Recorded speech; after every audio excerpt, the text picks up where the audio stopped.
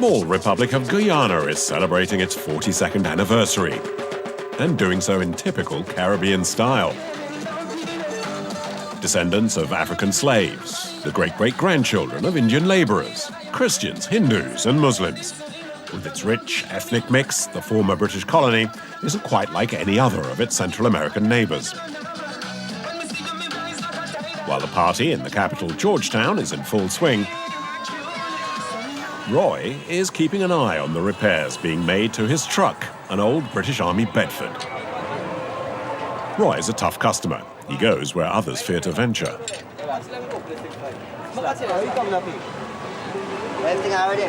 All right, lads. They're changing the disc brakes. Those have had it. There's no brakes left. You have to change them every 4 trips or so. The roads in Guyana are unforgiving, but Roy knows he can earn up to €300 in just one trip, twice the minimum salary. Sometimes some truck go in there, turn over. The trucks can tip over. Only recently, 2 flipped onto their roofs. The mud can be this deep. There's mud everywhere, and sometimes as high as the windows. Every week, Roy supplies the gold mines in the interior with petrol, without which the pits would grind to a halt. Guyana has a small population, barely 800,000 inhabitants, in a country the size of England, and the vast majority live along the coast. Inland stretch the vast jungles of Amazonia, its impassable rivers and torrential rainfall. The jungle? It's a mere playground for the Bedfords. These trucks can handle the terrain. Come on, baby. Drivers wage constant war against the elements.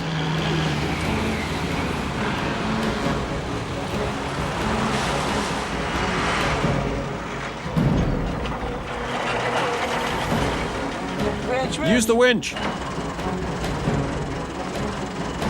So We haven't made it yet.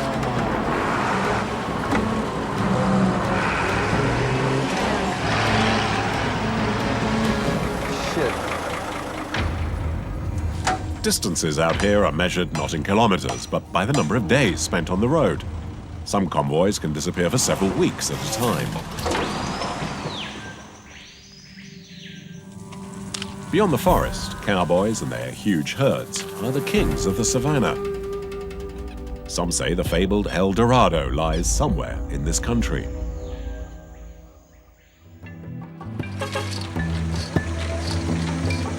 Six in the morning on the Essequibo River. Roy is on the first ferry of the day.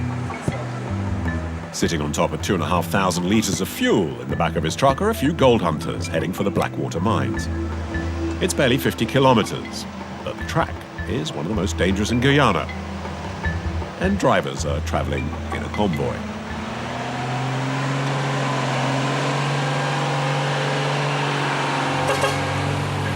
Devon is in front this time.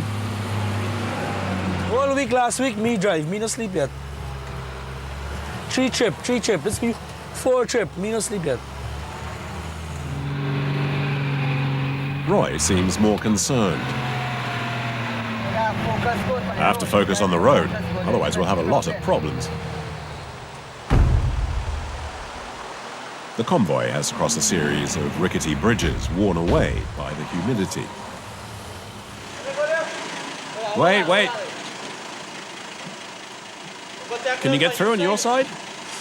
Repairs are seldom carried out until the bridge has actually collapsed.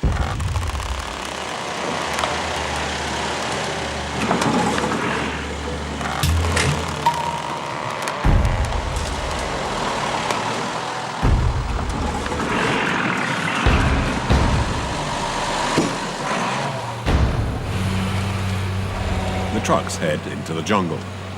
It hasn't rained for several days, but the road is a sea of mud. The route to Blackwater is always waterlogged.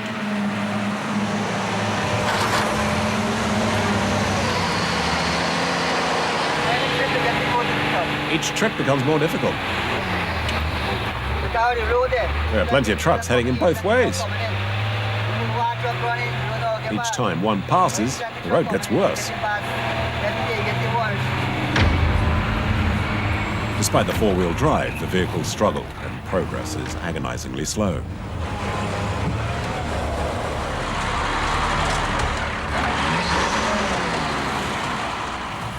Winch. Use the winch. This is difficult to drive, you got a winch. Roy watches and waits for his turn from down below. When you're stuck, you have to run the cable out and attach it to a tree to get the truck free. Everyone here has a winch.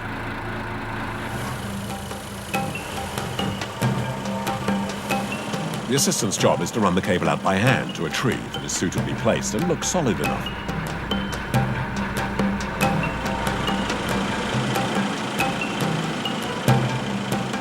I was one like them. When I was 16, I was a porter. Then I become a driver. Cool. Devin starts up his winch.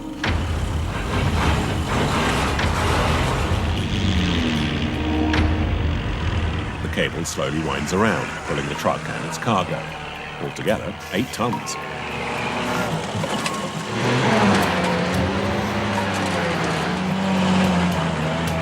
One of the advantages of traveling in a group is that as he's in the rear, Roy can get himself towed along.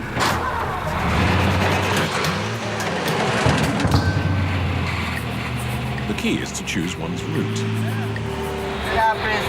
You have to choose the best path. To drive carefully means getting home in one piece.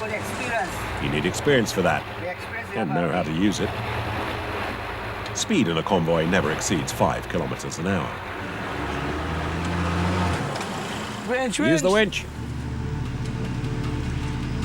It turns into a long and laborious series of tough physical efforts, with temperatures at midday oppressive. Humidity is into the 90s.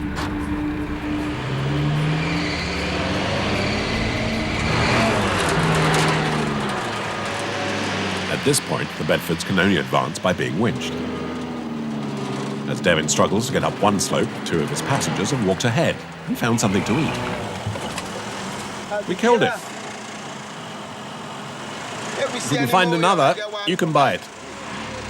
In 6 hours, the convoy has covered just 30 kilometers. On the heights, there are other challenges. The route is one large bog.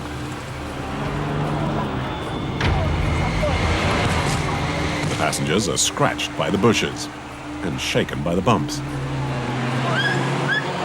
Look, he's not stressed. First time he makes the street? Second time. And you think you like it?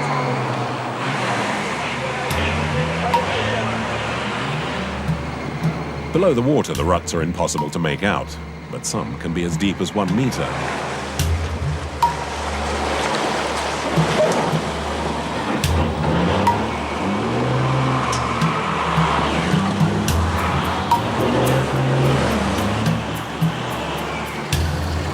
The assistants might find something to amuse themselves, but Devin is at his wit's end.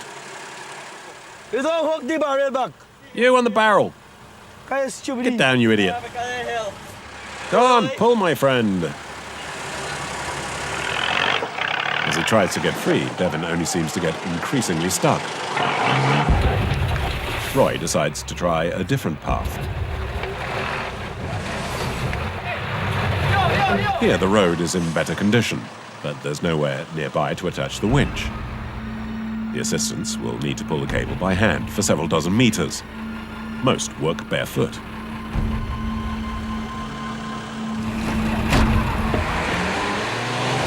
In Guyana, the simplest looking roads are often the hardest.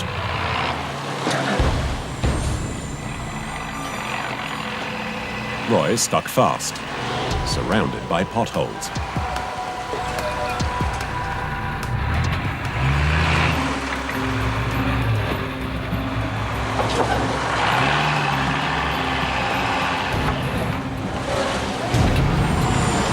The full force of the engine is needed now to take up the struggle.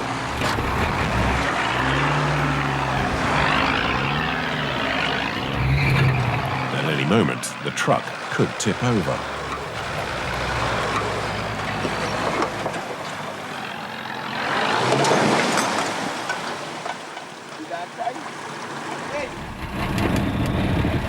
The battle lasts for nearly an hour.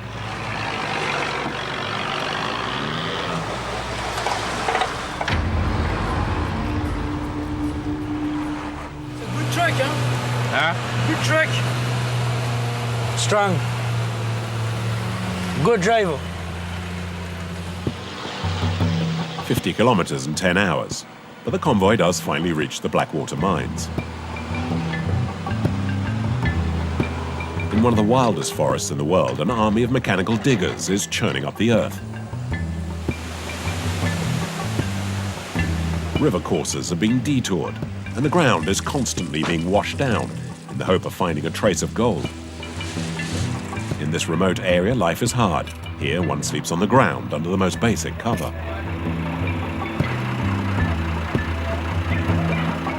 The men unload the supplies, and then their most precious cargo, petrol. Here, fuel is in constant demand. And this excavator that works 24 hours a day. And the excavator takes 2 drums every day. And the dredge takes 2 drums a day too. So 20 drums just last me a week.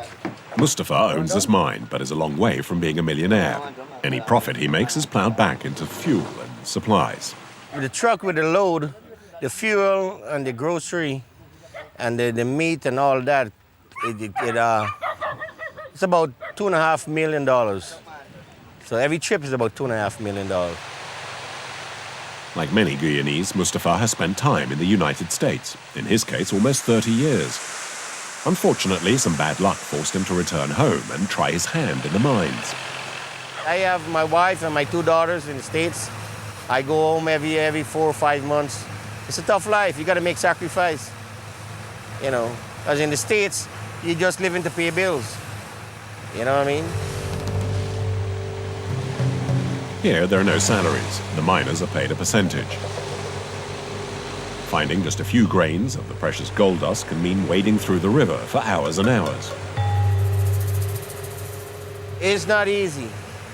I mean, they can probably finish working at 6 o'clock. By the time they go and they get a shower at the creek and get eating and get into bed, it's probably 8 o'clock. And then they'll get up at 3 o'clock again, and then they go back doing the same thing every day. Then you got malaria, typhoid, dengue fever, you know, all this you got to go through. Everybody out here, even myself, we all get malaria. Once you're out here in the interior, you will get malaria.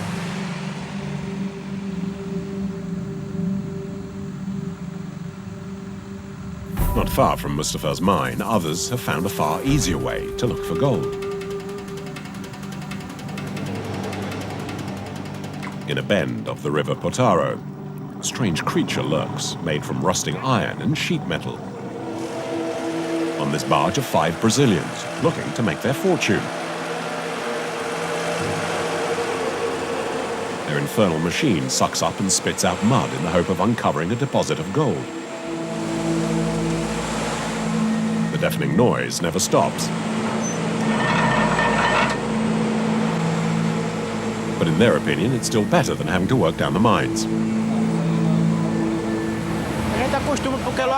Yes, it doesn't do your ears much good, but you get used to it. They'll spend 6 months without a break on the barge. In recent years, this area in the heart of Guyana has seen a new gold rush. After weeks in the jungle, the men come to Madhya, looking for some R&R. With its 4,000 inhabitants, it's the only town in these parts. The state of its roads contrasts sharply with the dreams of riches the region inspires. Everything here revolves around the gold prospectors. The main business is conducted in these booths. Entering, one is full of hope, only to be disappointed soon afterwards.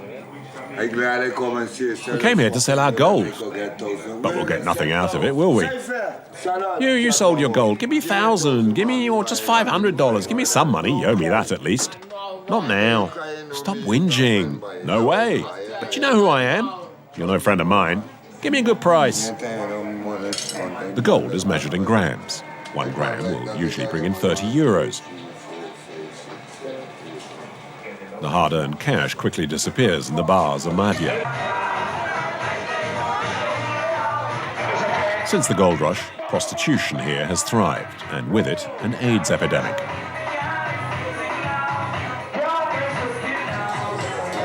In Guyana, the disease is the principal cause of death for those aged between 25 and 44.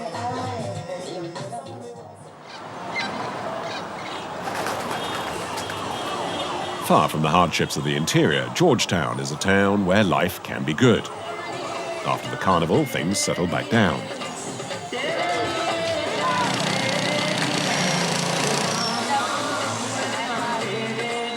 At the heart of this activity is the covered market. Below this large Victorian-era building, there are rows of minibuses. The vehicles head off across the country's network of roads and paths, the only way, in most cases, of getting around. Vernon has been a driver for more than 10 years. His destination is Lethem, a remote town near the border with Brazil, some 420 kilometers away.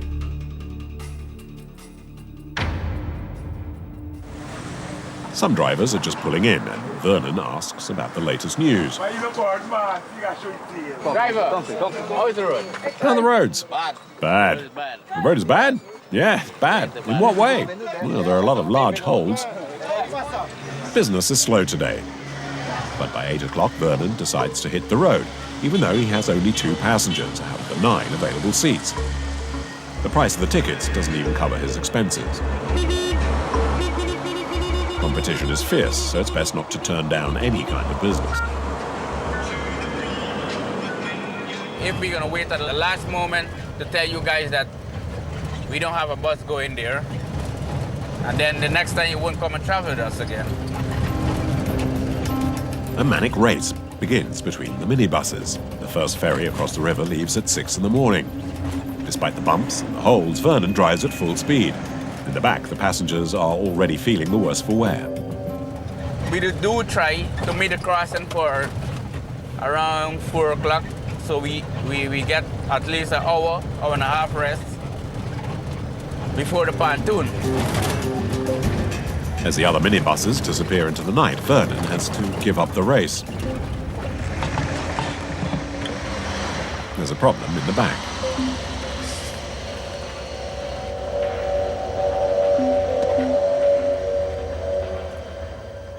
Change the wheel.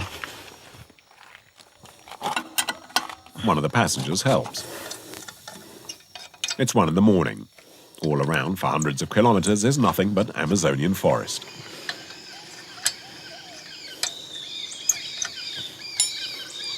Well, these are brand new tires. They normally last about, I would say approximately 4 to 5 trips. So they'll give you like about 2 weeks. 2 weeks. The puncture means Vernon will lose 40 minutes sleep. There's no way to make up the lost time.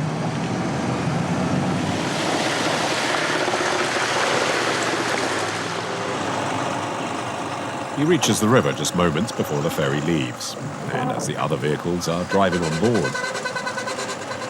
10 hours behind the wheel, and Vernon hasn't been able to sleep.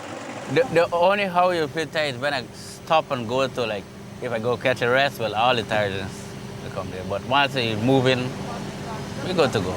No time to rest, no time for rest. No time for rest. But how long can he keep this pace up? After all, he's still barely halfway through the journey. The Essequibo is the longest and widest river in Guyana. It takes about 20 minutes to cross. For those who have traveled through the night, this is a good time to freshen up. The wait for the ferry has put the drivers back on an equal footing. But a new battle will soon get underway. The first to arrive will grab the most passengers for the return journey. If Vernon wants to catch up, this is the time to do so. If it's safe, yes. Once you could control a vehicle. In any case, his dials have long since given up working. I got 3 boats in front of me. Well, it's a survival game. This proves too much for the passenger who's ill. He ends the journey hanging out of the window. Vernon has won through and speeds towards Lethem. The other minibuses continue their race. It's best not to lag behind.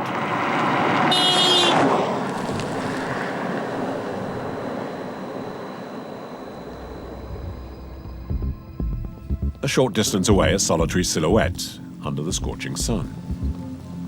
Ross is the driver of a heavy goods vehicle which broke down here 2 days ago. Around him, the savannah starts burning, but he remains cool. When it's sunshine weather, the fire can go as 1,500 acres for a day. This fire just started by the sun, the heat wave in the area. You just get the fire and it just started off just. Kind of experience. It's not nothing like for 1 day or 2 days. It's like whenever you got the problem, you just got to solve it.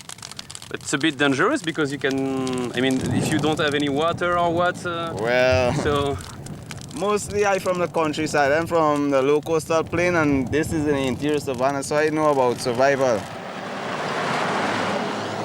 His truck has an electrical fault. A passing driver has gone to look for a mechanic, but that could take several days. So Ross stays put and keeps an eye on his cargo of building materials. No, you can't leave the truck. The truck have millions of dollars in investments. Within the goods and the capacity, the goods that's on the truck is about anything about $8 million. What I do during the day, during my leisure time within the breakdown, I think about listening to some music, I read newspapers, a magazine, and that's all you could do. Nothing else, just to keep yourself lively. There's nothing else on the road to do. Just sit back and relax for the time being, you know, till help come. In Guyana, patience is the #1 asset of a skilled driver. Ironically, Ross is just 10 kilometers from Lethem, his final destination. The town is the largest in this poor and isolated region on the Brazilian border. The majority of its 3,000 inhabitants are Amerindians.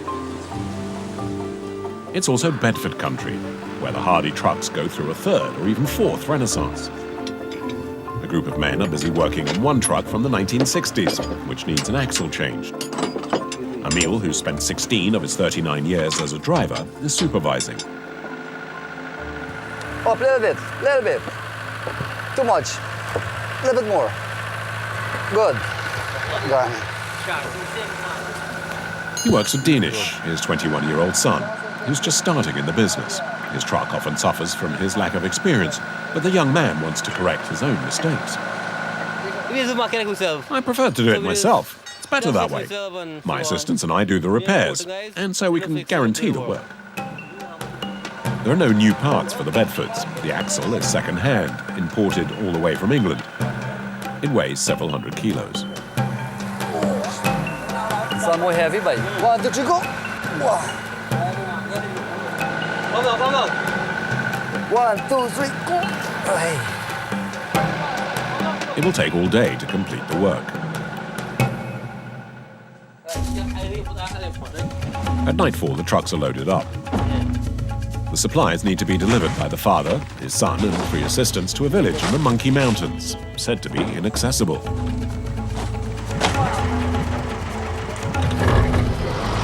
Two days, a week, a month. No one can ever tell just how long a journey like this could take. Yet the village is only 200 kilometers to the north. Got a bridge breakdown on the highway. So we come sideways because you cannot get the bridge. But they're going in a creek. This one here recently happened. Emil insists on driving the first 120 kilometers at night.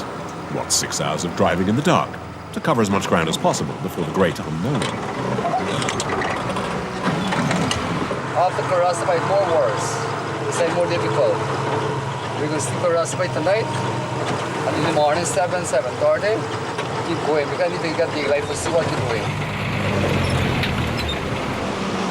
Each generation has its own way of driving. His father remains fully focused, while Dinesh cranks up the volume of his headphones to drown out the noise of the engine. The trucks arrive at the village of Karasabai at 1 in the morning. The occasional passers-by can use the shelter. Everyone hangs up his hammocks, but there's one person who finds it hard to sleep. Leave it on! Emil paces up and down.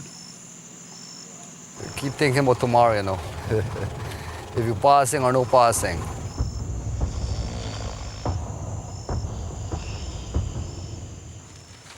At dawn, the team is still sleeping like logs. No birds but the sound of television to disturb the morning calm. Doc, the village grocer, is up and about. His shop sells just about everything. In the rainy weather, there's the time it is hard for getting goods. When in dry weather, you could always get a vehicle to bring in the goods. But rainy weather now, this place becomes an island. Doc first set up in this Indian reservation 22 years ago, and things have changed radically since then. To what it was 22 years, it was real primitive. Today, you know, you get the road coming in, that you're getting more goods. When I come here to live, for you get a pound of sugar, you have to walk 17 miles to get it. Look, people watching at the BBC through a Sky Dish. So they're advanced now. But they still maintain the dialect and them things, you know what I mean? The drivers continue their trip with some last-minute passengers. Sister Lydia has just arrived from India. She's come to spread the good word among the isolated villagers. Thanks a lot. As soon as they leave Karasabai, This one here now is four-wheel drive you put then. Four-wheel drive. Low gear. Emil switches to the twin clutches, and the small cogs help increase the power of the vehicle.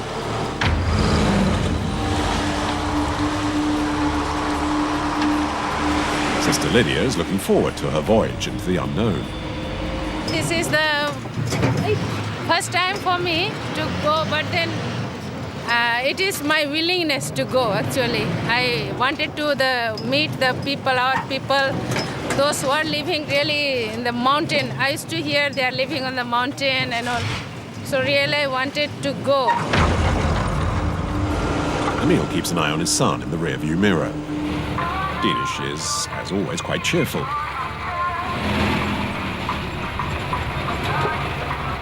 The assistants are also making the most of their last moments of rest.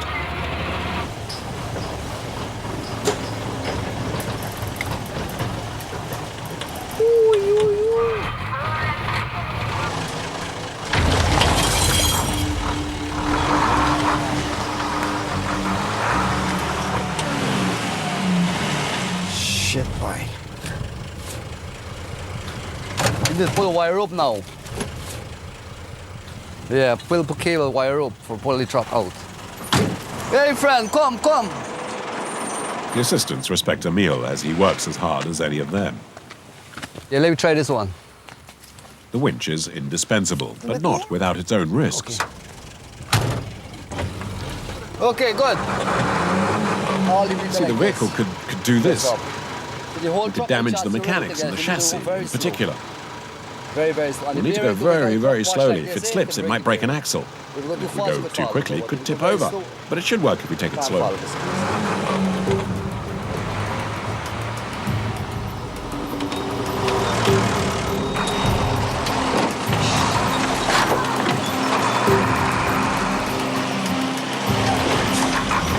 is very adventurous. It is hard. When we see the road, just we can't imagine how the people can manage in such a...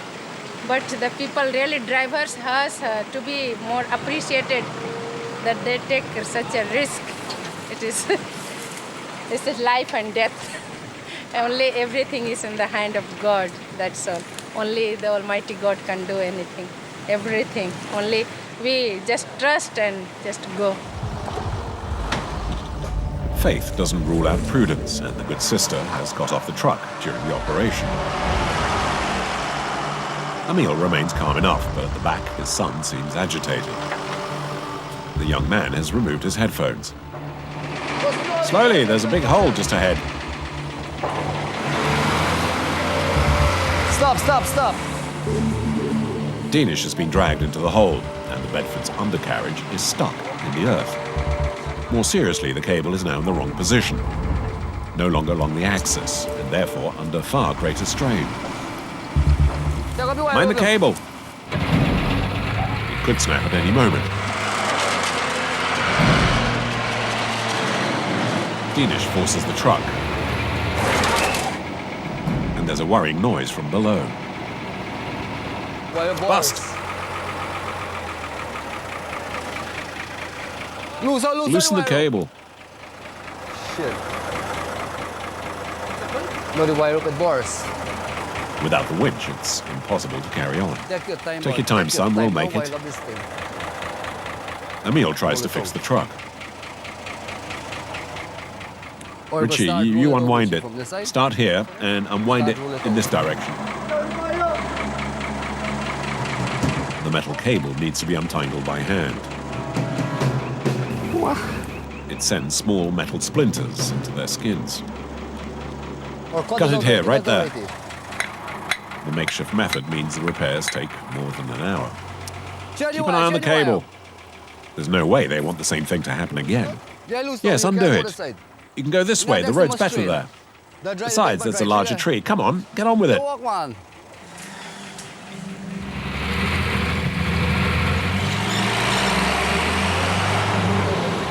Hang on. Now, come this way. Come on, come on. No, no, no. His father doesn't help his son by taking the wheel, as that would be seen as an insult. Slowly, slowly. Emil steers him through every delicate maneuver. Hang on, son.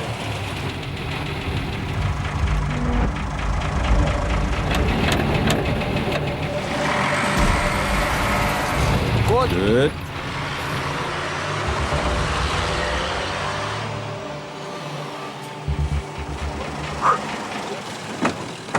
And we're off. Slowly does it.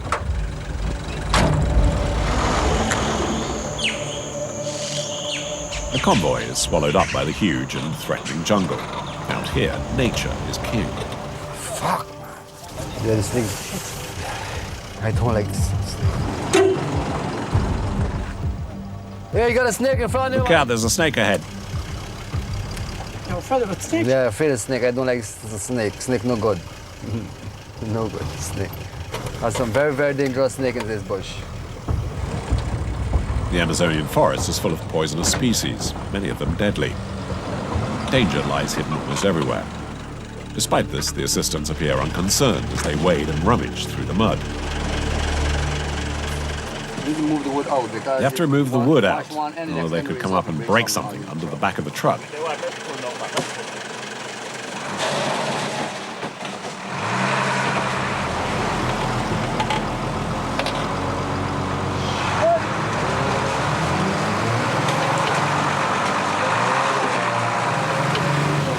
Keeping the vehicle under control is a tremendous physical challenge. Come on. This shop, everything manual. The truck is entirely manual. No power steering, just brute force. Turning or by feet mashing brakes. You change gear using the foot pedals. Everything's manual.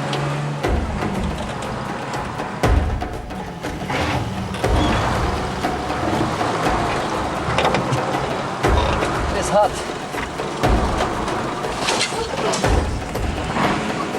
In the back, being thrown about, Sister Lydia hasn't lost her sense of humor. I love to have some like this adventurous journey in my life so that it will be really a memory. I had heard about it, but the worst, it is too bad that I had not expected. I thought it may be like this little dry and then though it is climbing up and between the jungle, but then we had to really hard time to wait for 2 hours in one place just for 2 hours, whereas we could have gone too far. The journey is really tough. I did not expect that it will be too tough. But anyway, I am enjoying the good company with the people, with the sisters, so I am enjoying. The journey drags on endlessly. The nun gets off the truck, like the other passengers.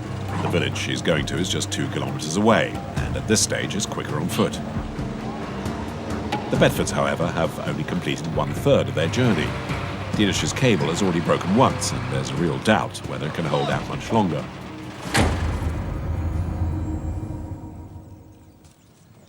Further on in the savannah, the cattle are being led home. The immense plain is home to the vaqueros, Guyana's cowboys. They are exceptional horsemen, known for riding barefoot, and to whom spending 8 hours a day on horseback is second nature. No difficulty. It's no problem. Goes together. Make sure all them Danish crawl. We round up the cattle and make sure they're all penned in. And check them. We bring them here to count them and make sure none are sick. Or some of them get warm, calf them. They've had nothing to eat since the day before, but their priority is to their horses. In the meantime, the kitchens are working overtime. Norma is the boss here, and she works hard while supervising the preparation. Only the Amerindians are willing to work here. They know this work is hard. They could go out whole day without They can go the whole day without eating. And they come back and things like that.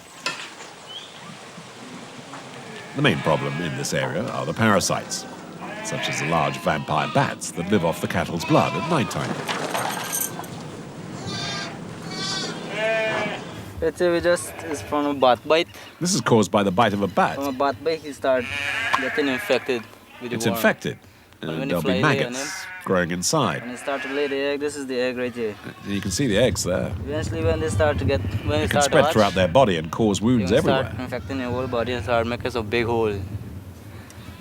Unless treated immediately, the animal could die. Elsewhere, a group of vultures, it's biding its time. The cowboys are cooking one of the cattle. The animal is cut up.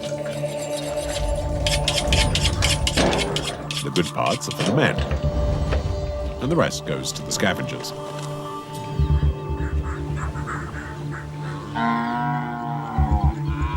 The choicest parts are turned into tasso, the cowboys' basic food. Once cut, the meat is salted and dried and can keep for several months.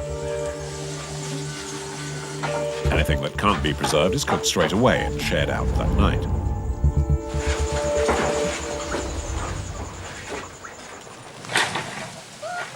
Life's tough, but Norma wouldn't have it any other way. This is in my blood. It's in my blood. I love this farming. life. Yeah. Being a farmer and raising cattle. Farmer and a rancher. Yes. At the ranch, dusk brings the working day to an end. But not for everyone. It's gone midnight and lamps light up parts of the jungle. Emil and his men are still stuck out in the wilderness. Very difficult. The slope is too steep and there's nothing to attach the winch to. They're all big. Those are just baby trees. Looking for the big one. We need something bigger. A grandfather tree. To find Grandad, though, means heading off into the jungle. The assistants, still barefoot, stretch out the winch for some 60 meters. Pull the cable. You'll need enough power to climb up. Dinish's winch is already weakened.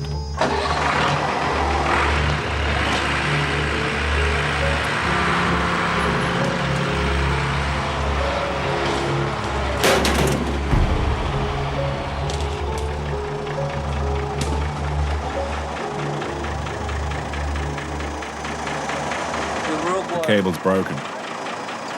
This is not a good time to carry out repairs, so another solution needs to be found. We'll make a new ring that we can attach to my truck and pull it up to the top. But it will be Will strong. it be strong enough? Yeah. Oh yes, just as strong. But the cable will be shorter. The remaining 20 meters of cable should be enough to tow Dinish. Making a knot in a 2 centimeter thick metal cable is no easy task. Now let's get towing.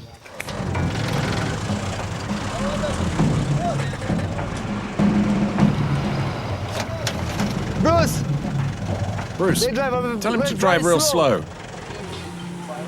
Emil knows this place well and knows it's full of potential traps. It's vital not to step on the gas too violently.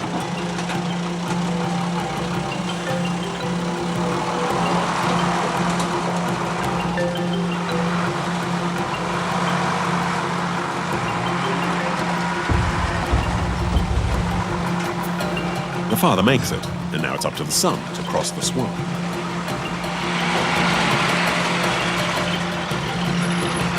The final hurdle, Dinish loses control. And the truck ends nose down in the mud. No, we can't pull him out of that, he's in too deep. We'll try and tow him from behind. Now when I say stop, you stop. You're tired. Yeah. But these problems come with the job, you know.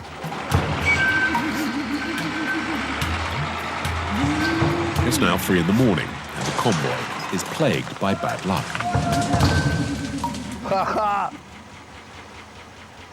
The tree's not solid enough. Didn't hold up.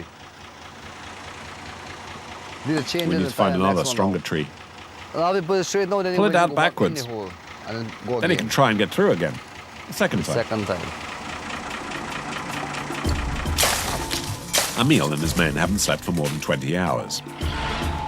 It's desperation that keeps them going.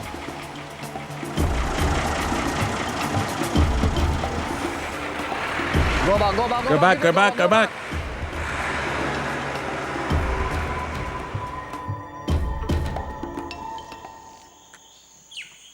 By daybreak, the situation has hardly improved. Fatigue finally overcame the crew, and Dinish's truck is still on the other side of the bend in the water. The night was short, and no one's eaten since the morning before. Yet the entire team gets back to work on empty stomachs. Some repair the cable. Others improvise an axe handle. It's something that you custom. We're used to this, so we're not scared. Crazy work to do. We never say this job's for madmen. We just try to go as far as possible. We don't want to stay on the road forever. Bruce, the most experienced assistant, comes up with a solution. The water's the problem, so it's a matter of draining it off. Water is finished. Prince.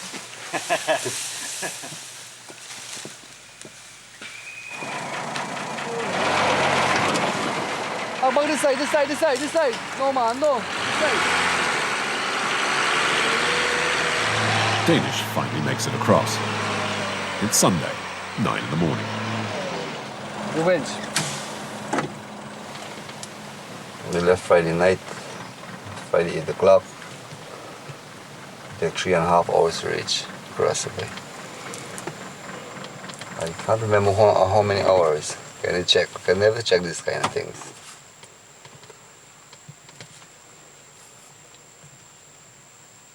Altogether, Emil has been driving for 30 hours and has only slept for 6. Tired now, I feel. Tired plus hungry. Yeah.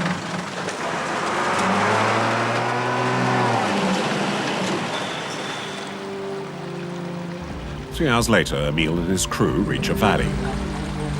The cold water will be their only breakfast.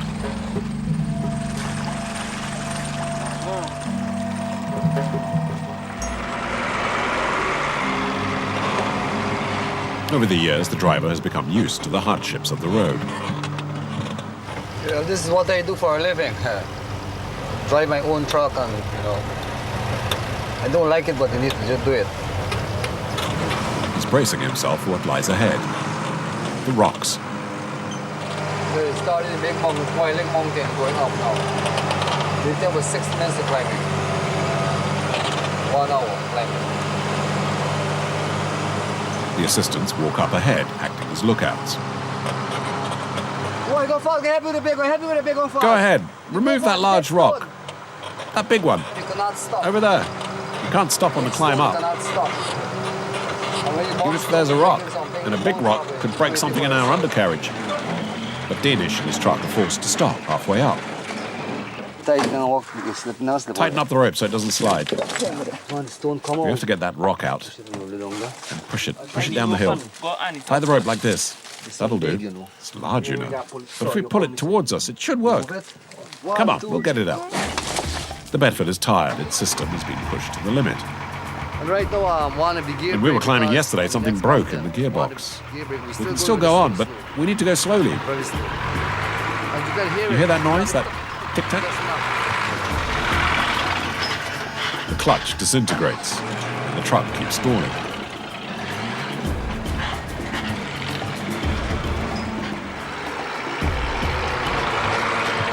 Yes, it stop, right?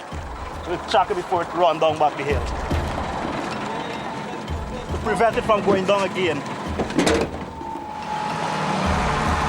Meter by meter, Danish makes it painfully to the summit. It's 900 meters up. Monkey Mountain is not too far away now. The young man is already looking forward to their arrival.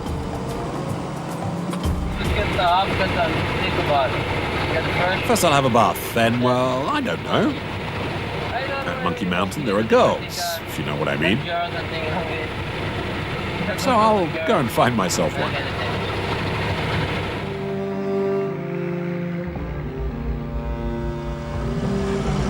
At dusk, the convoy finally makes it to its destination. The assistants have one more task, to unload and deliver the supplies on board. I feel tired and I'm tired, it was a long trip. after a long journey and so on. We'll find a bed, get something to eat, then sleep. The journey has taken more than 48 hours. Emil is close to collapse. He knows tomorrow he'll begin the trip back.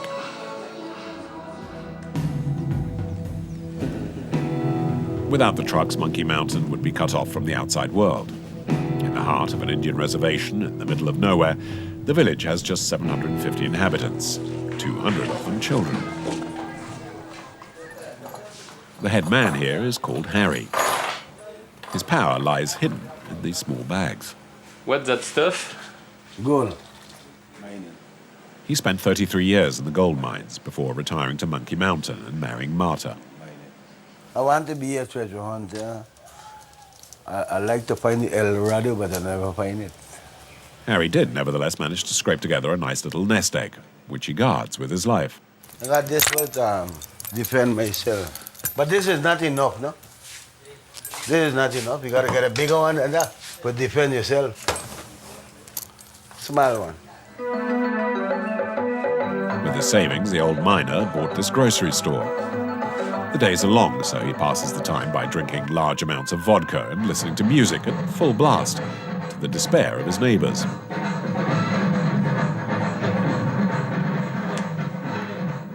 Disturbing all the time.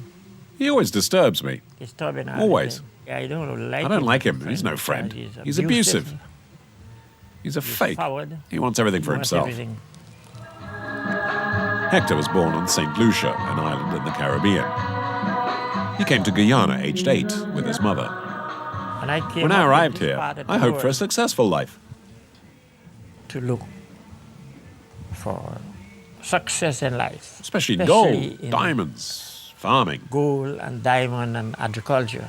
I'd seen people get rich that way. Now 82, he's too old to look for gold. He's bought up all the concessions in the area and is hoping to sell them on to passing miners. But business is slow. Empty. Empty. Just like his old safe.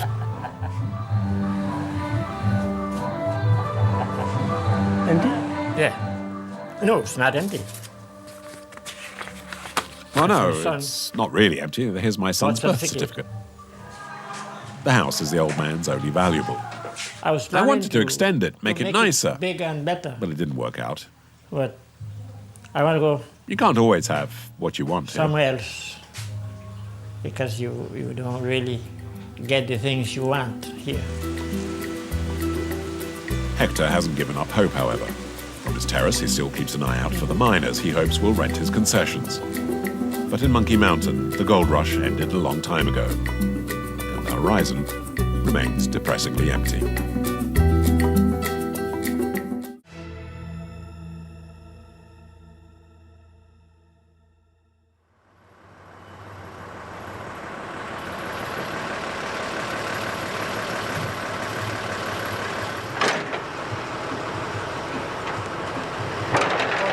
The sun slowly rises over Paramaribo, the capital of Suriname.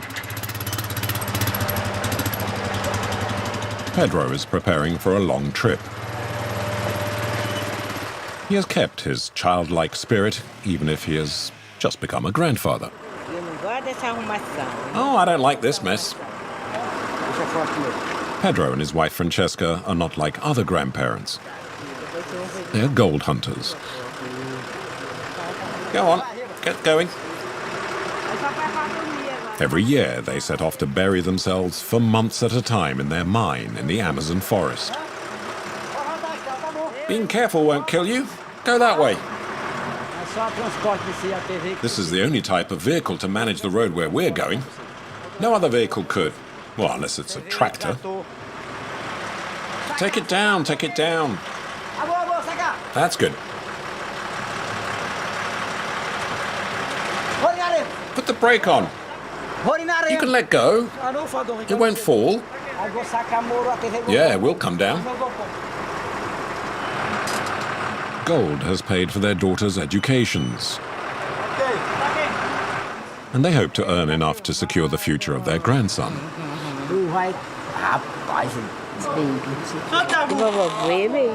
He's our first grandson. He's a man. But he won't go into the forest like his grandpa. No.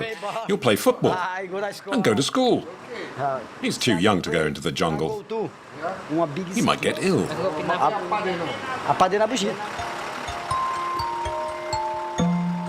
Pedro and Francesca's journey will last several days. 200 kilometers through the jungle on the road to gold.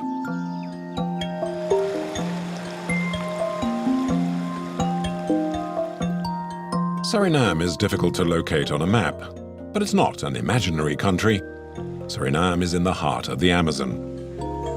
A jungle country, 163,000 square kilometers covered with virgin forests. Very few roads, a few tracks, and notably, a lot of large rivers. Waterways where canoes are the trucks. Suriname is the least populated country in the Americas with barely 500,000 inhabitants. The majority of the population lives in the capital, Paramaribo. Suriname is a land of adventure. To get from one village to another, one usually takes not the road, but the river and its unpredictable waters. Suriname was a Dutch colony largely built on the African slave trade. Their descendants still live there and now work for the gold diggers, the garimpeiros. 15,000 to 30,000 men from neighboring Brazil. Suriname is their El Dorado.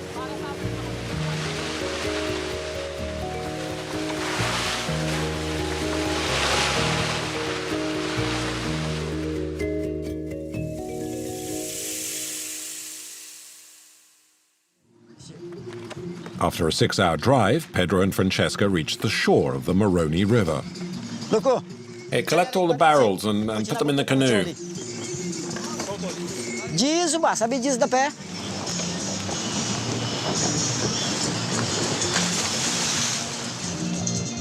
They must now load 2,000 liters of gasoline, 3 tons of diesel oil, 100 liters of water, dozens of kilos of rice, vegetables, potatoes.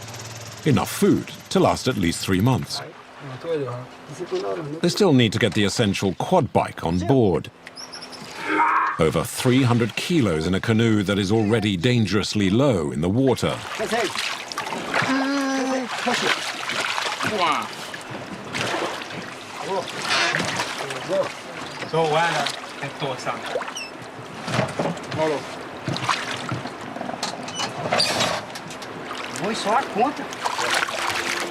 Pedro is hardly reassured. Do you have a life jacket? Oh yes, I have a problem with water. A problem? What's that?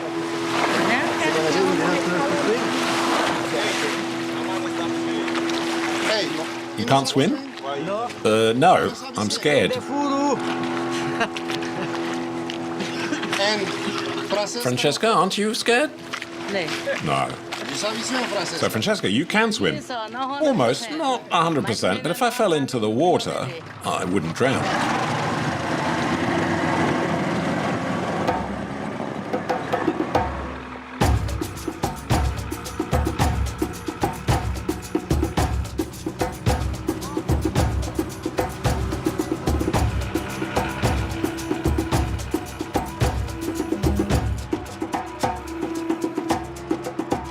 Pedro financed this expedition with the money he made from gold last year.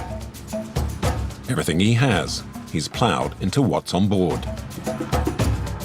But the old canoe is overloaded, and the water is already seeping in.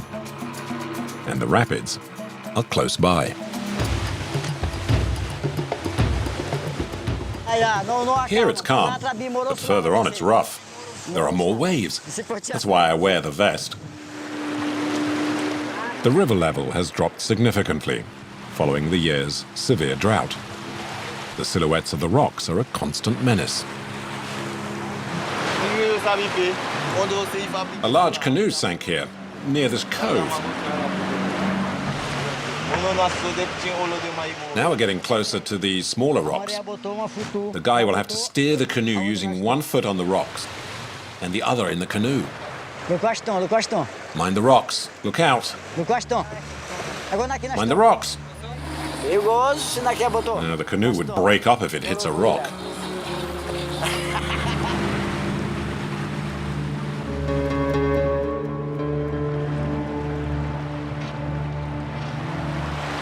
Yeah, mind out. You're gonna hit the rock.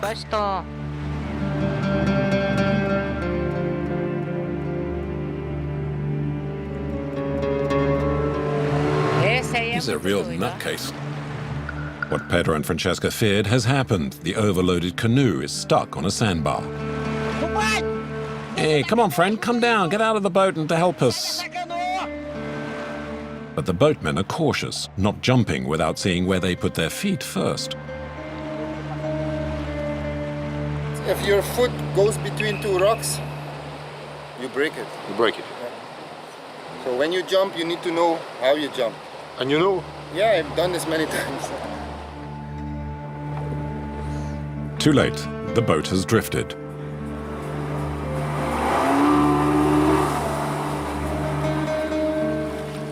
It's now sitting across the current. The engine is not powerful enough to move it.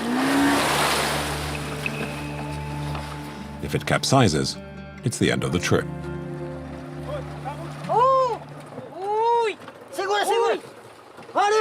Hold the boat! Hold the boat! Go on, quickly now. Get up ahead.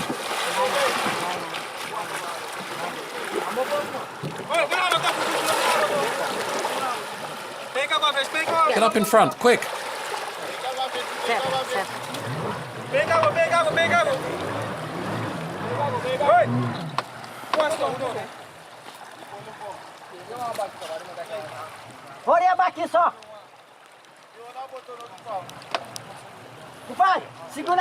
Tie that box up so it doesn't fall off. The situation worsens when the canoe touches bottom.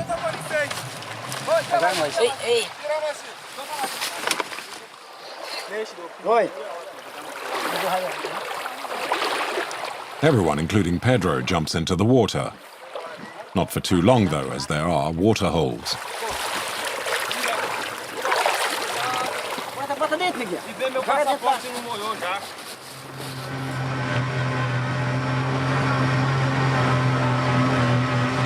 One hour later, the boat moves a few centimeters. It's enough to refloat it.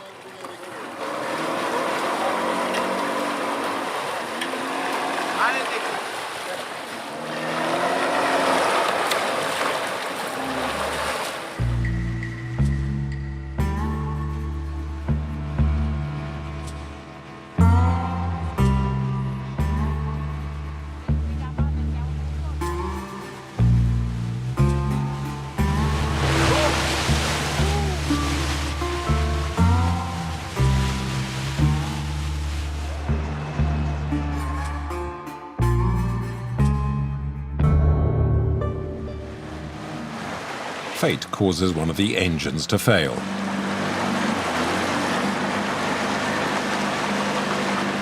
And if that was not enough, it's almost dry. Pedro notices a leak in one of the tanks and the loss of dozens of liters of diesel. There's a hole here. I now lost the entire amount of diesel. You need to fix this thing, otherwise you lose even more.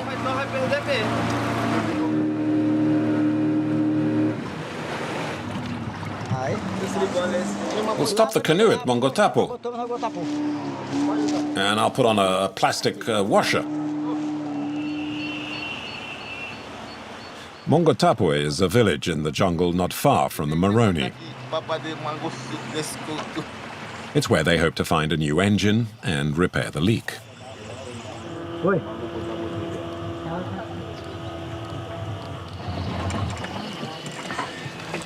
I'll put a piece of cloth and start to block it up. And then got to really wrap it around tight. We won't arrive in camp today. My husband is worried. He doesn't feel well. I think I'll give him a pill so he can sleep for 2 hours. Or even all night and all of the day. And you're calm? Oh, yes. It's better to stay calm. Before, I used to get very stressed. Now I prefer not to. Do you like this kind of life? Look, you know, if you have ambition, you should fight to achieve it. And somehow they're achieving the improbable, locating a replacement engine in the middle of the jungle. We lost 2 hours waiting for the engine to get here. Next, we'll install the new engine and get going again.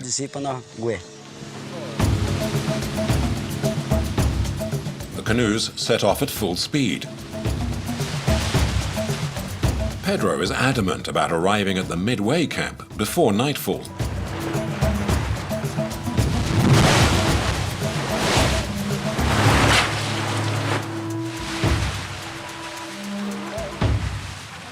One hour we still have to go more. Yeah, it's gonna be dark. How is it to go on the river by night? It's dangerous, huh? Yeah, because at night you can't see the difference because it's night. Yeah. How the current will go, and it's difficult to anticipate. He can do it, the captain? I hope so. I keep my fingers crossed.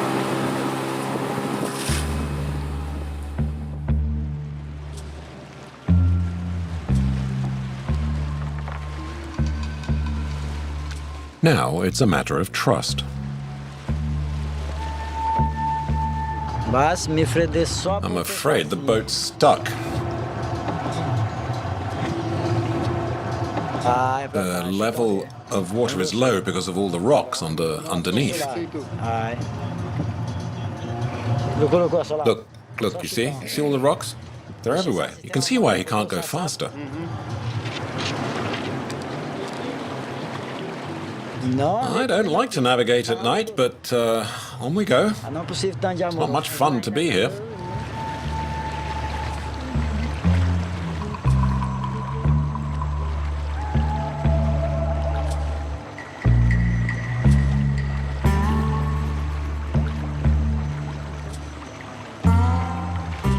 Traveling comes to an end for the day. We're arriving at Kakaba. We'll sleep here and have a wash and get something to eat. We've traveled a lot. It's been a long day. I'm glad we arrived. It's been a hard day's work.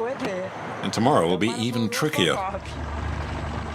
His last words are ominous.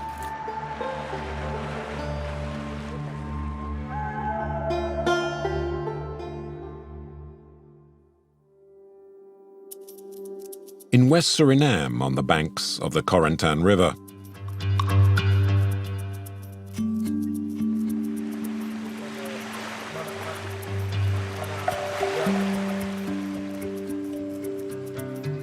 A light pierces the night.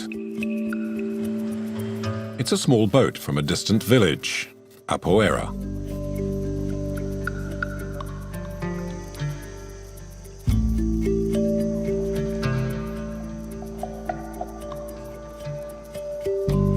The villagers sailed all night to reach here. It's low tide, and the pontoon is located 3 meters off the ground. The 30 or so passengers are a little nervous.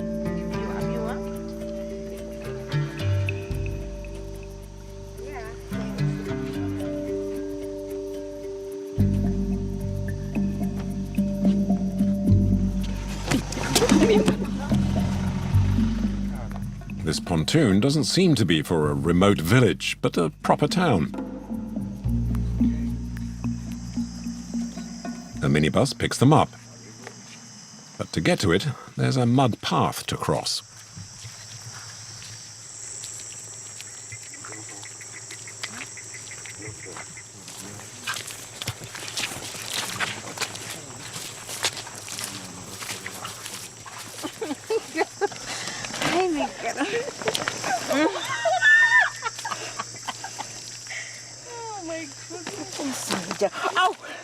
There's never been any casualties, but last week the passengers killed 2 poisonous snakes. Yeah? Oh my goodness. Fucked up, man. Road is fucked up. It's soft. Soil is soft. Too much water.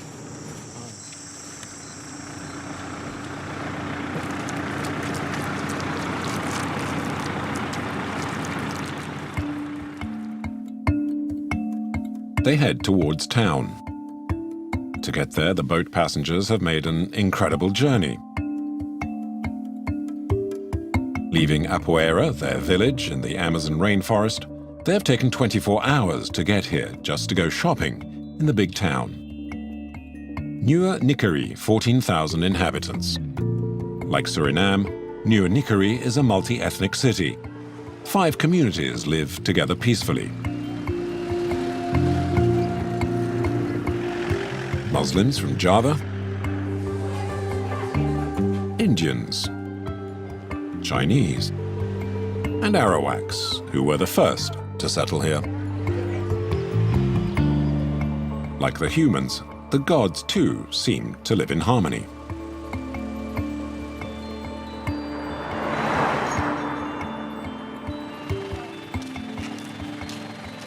The passengers arrive in town at around 8 in the morning.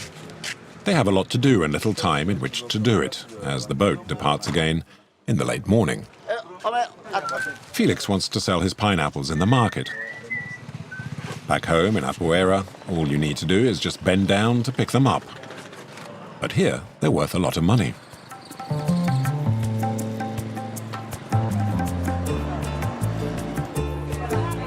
The market at Nieuwe Nikkerie is straight out of a painting.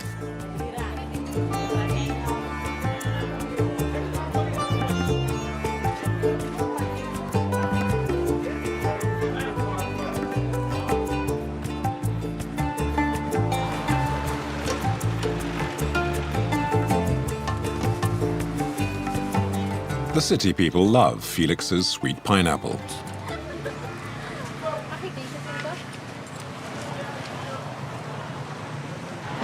I'm a regular. This is the 5th time I've been here. This is the best pineapple in the market. But the inhabitants of Apoera come mainly to Nieuwe Nikkerie to stock up on food supplies. Once a month, Malik, 23, raids the supermarket owned by Madame Wei Chi.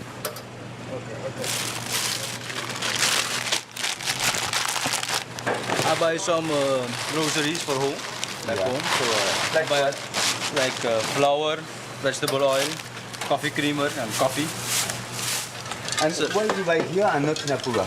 I tell you because Apura it's a bit expensive. Yeah. So it's better I come here once a month, and this will keep me up for the whole And this will keep me for the whole month. And for your family? Yes, for me and my family. Yes.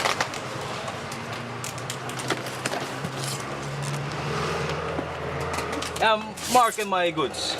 So Why? you know, because a lot of people buy stuff. So just to know your stuff, you just put your name.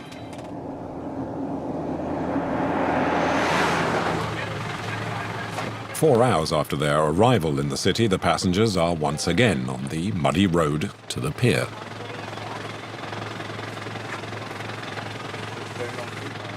To the mud war. Marcos, the captain, has bought a nice flat-screen TV. He's asked a friend to help. He have a four-wheel drive, so we ask him to take me there. No other car can go in there inside. The captain has no doubt this form of transport befits his rank.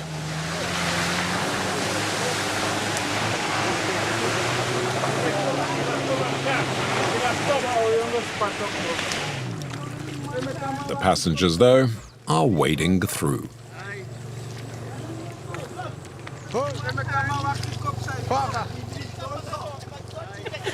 You just look and you just take out our picture good. But as in the fable of the hare and the tortoise, there's no use hurrying. And the passengers overtake the four-wheel drive. Real difficult. Too many. Difficult for the people to walk here and travel here.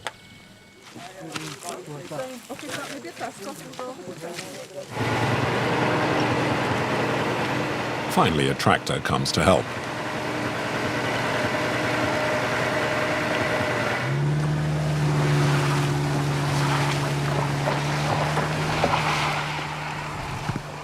Their problems are far from over. The truck that is transporting the goods has now also got stuck.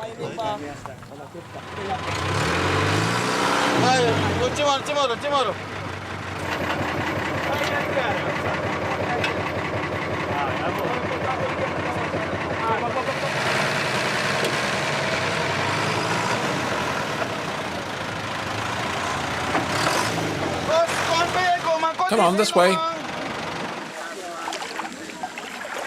As the hours tick by, all sorts of things show up on the boat.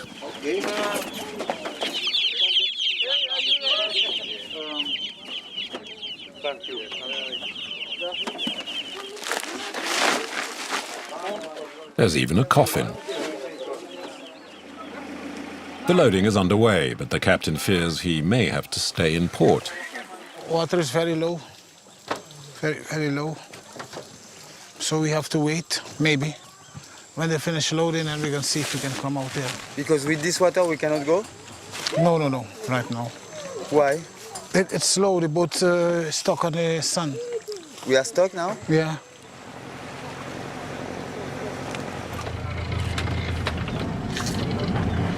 The old engine lacks power. But with humans lending a hand,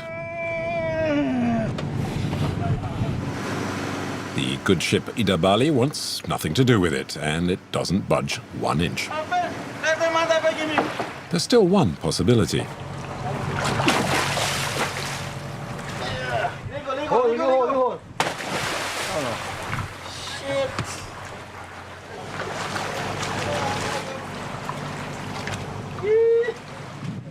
Come on, guys. Let's go.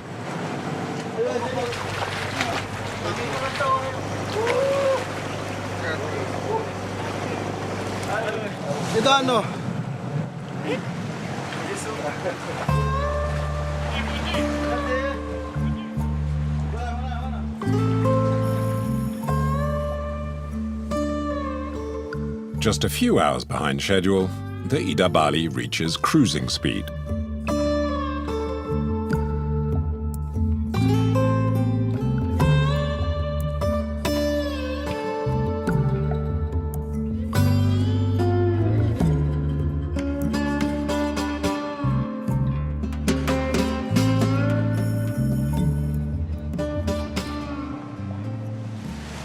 So now we travel to Apura.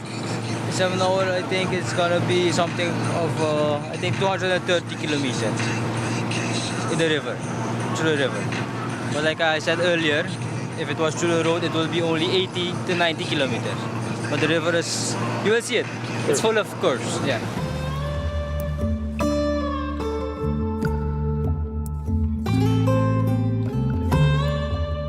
Suriname has its own sense of time. It's best not to be in a rush. The jungle imposes its own philosophy of life on the locals. But it's far from plain sailing.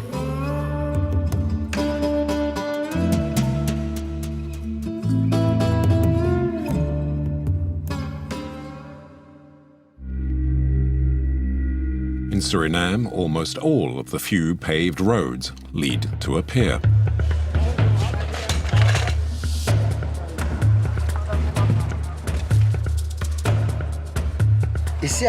From here at Achoni, there are no more roads.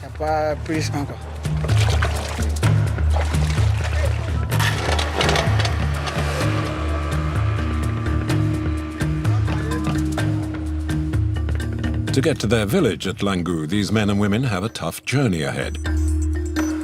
Across the waterfalls at Azinodopo, and then the ones at Bongo.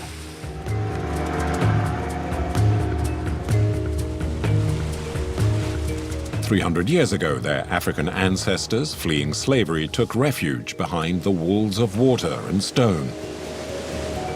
But where once waterfalls were their protection, these days they've become their tormentors. It's impossible to negotiate the falls in a canoe. The only way is to go on foot, carrying all the cargo. The smartest have everything planned.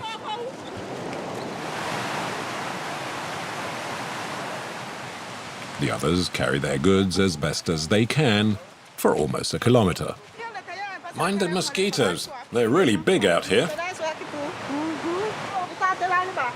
Further up, past the waterfall, they wait for another boat. But the boatman only has one engine, which he has to carry each time he makes this trip.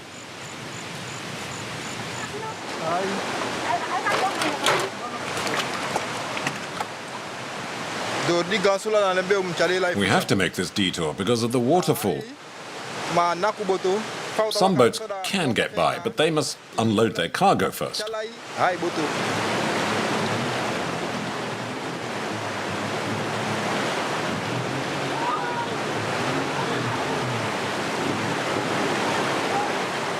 Leaving the engine and canoe behind is too great a risk.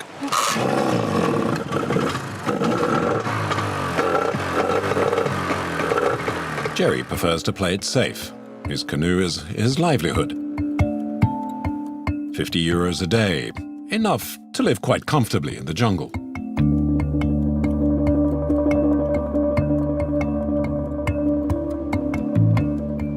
It's 2 hours in the canoe between the two waterfalls, then a 30-minute detour on foot to go around.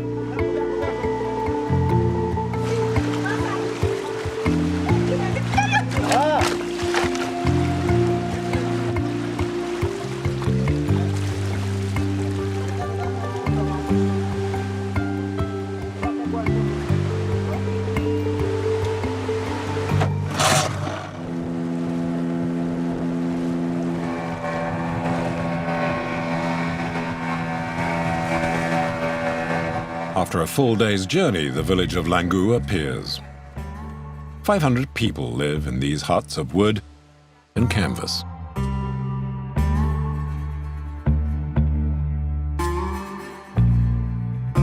Time seems to have come to a standstill here.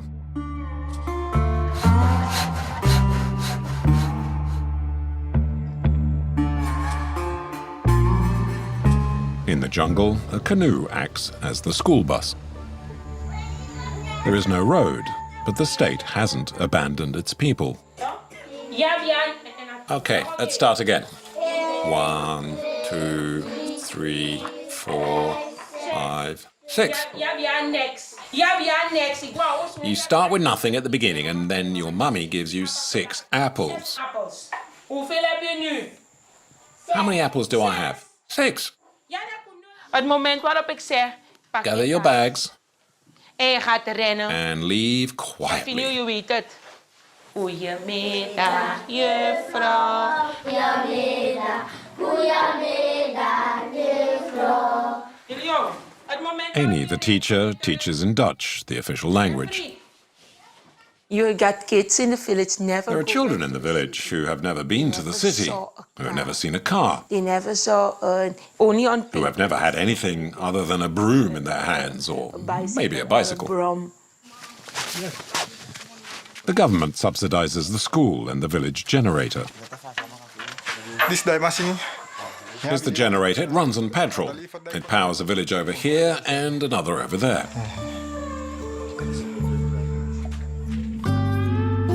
It's switched on at 7 every evening. But the next day the village may be without, as the petrol is about to run out.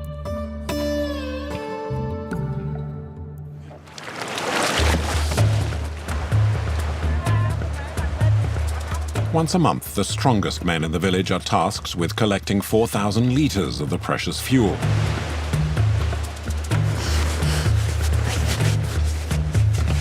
Which is provided by the government.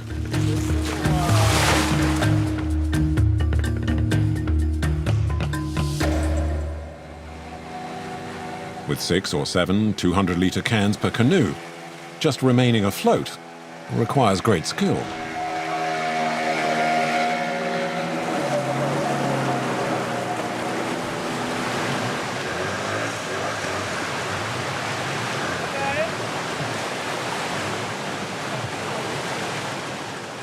To work past the waterfalls, the men are forced to carry 20 cans of 200 kilos each for almost a kilometre.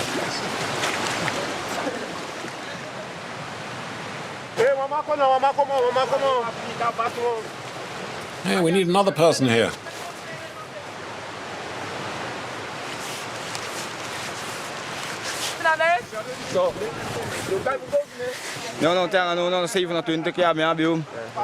We've always had to do this, ever since the first people settled here.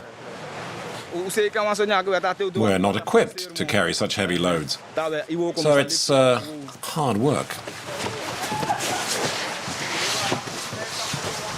It takes the villagers 5 hours to go around the 2 waterfalls.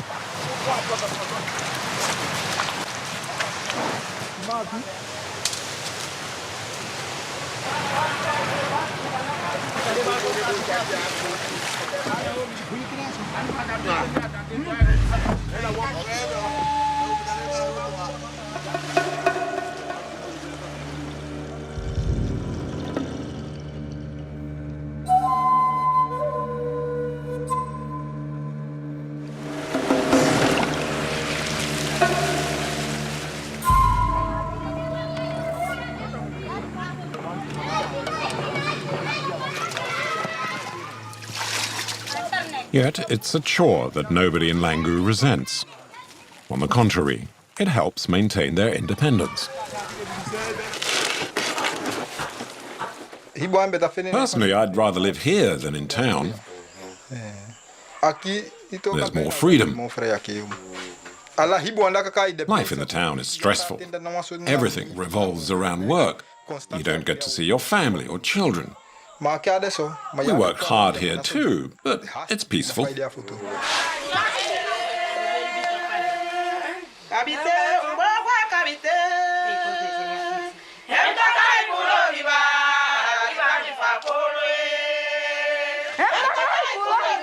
But in a few months' time, Jerry and the inhabitants of Langu might well find the calm shattered.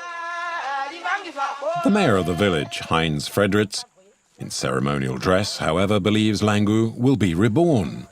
A road will be built here. We'll finally be spared the misery of dealing with the waterfalls. Vehicles will be able to come all the way here. So a trip that now takes 6 hours by canoe will take no more than an hour by car.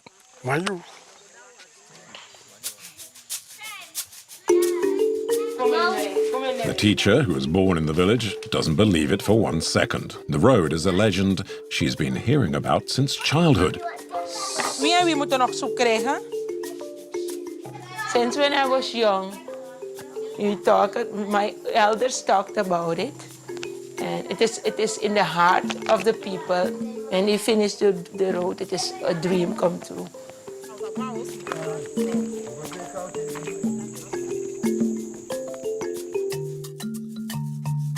Five kilometers of forest have already been destroyed.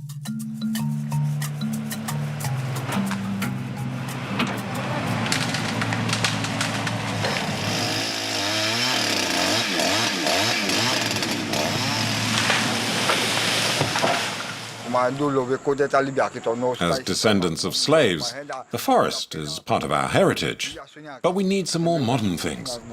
That's why we're investing in the construction of this road. This is an opportunity for us to improve our lives.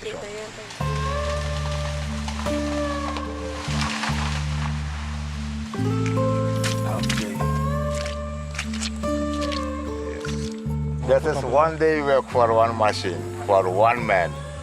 In one day. Yes. They might dream of improvement, but the road is a virtual invitation to destroy the forest, especially for the gold diggers.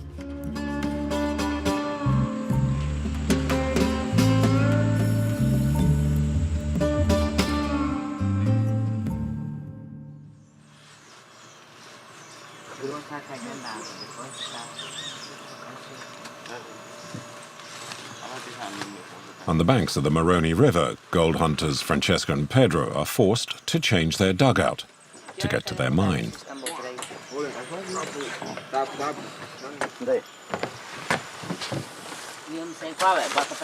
Like the villagers in Longu, they are constantly loading and unloading their cargo. It's better to take frozen meat. By the time you get there, it will already have thawed. The time it takes to get home, it won't go off. It'll stay fresh until this afternoon. Will it rot? I'm not sure. And, of course, there's the quad.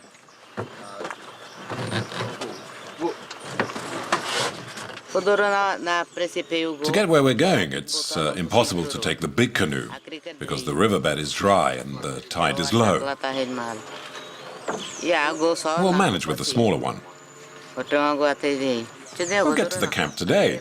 Maybe not in 2 hours, but 2 or 3 hours anyway. If everything goes well, that is, which is rare in Suriname. Especially when the arm of the river is littered with tree trunks.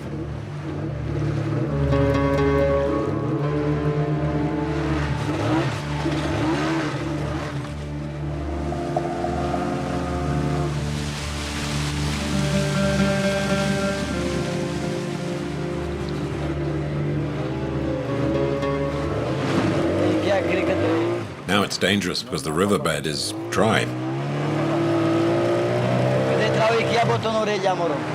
Maybe in a week, no canoes will be able to use it. Everywhere you feel a bang underneath the boat. Everywhere you feel it. You have to very carefully, especially when the propeller, because this wood is tropical hardwood. You hit it with the propeller, you're gone.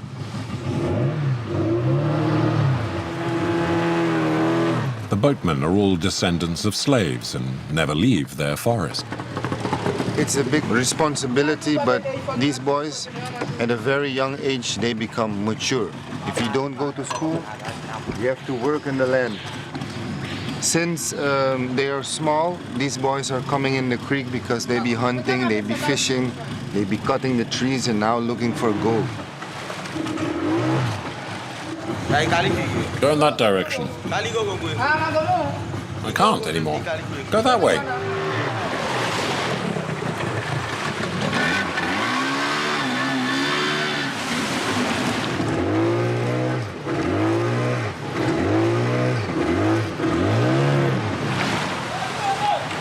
The water levels drop dangerously. Pedro has to offload part of their equipment. Arrancar o pneu desse jeito.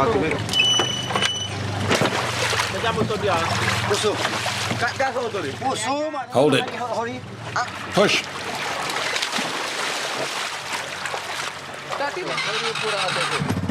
I'm going to head off with the quad.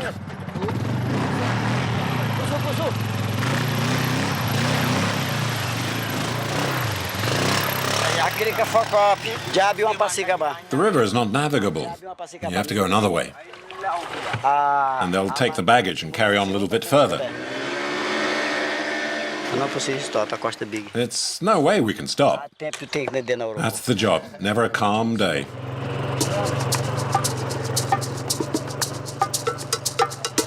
The gold mining region is a land of desolation. Miners such as Pedro helped carve out this secret pathway.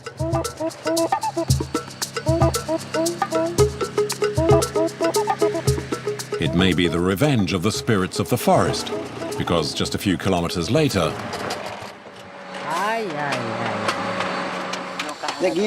my dear, you see, the whole system has died.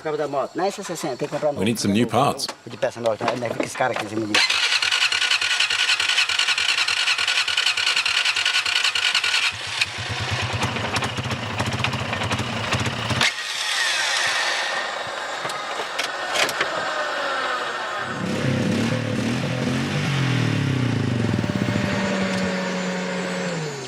New parts? Fat chance of those.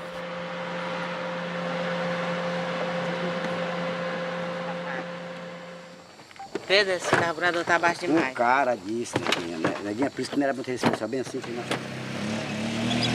The machine restarts, but 1 hour and 4 kilometers later, Ah, você vai entrar para ali para ver.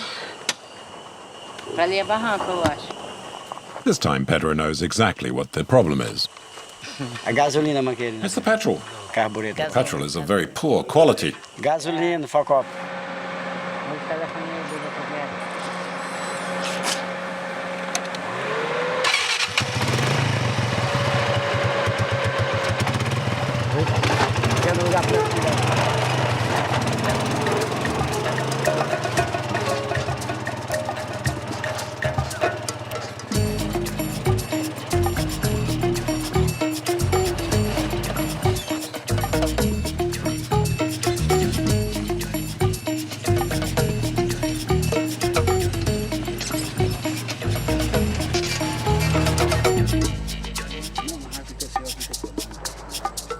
This is now their fourth breakdown in less than 2 hours.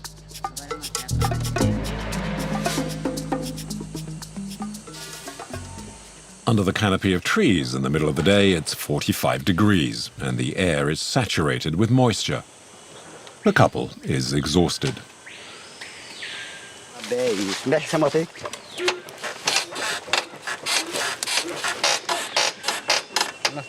Vai.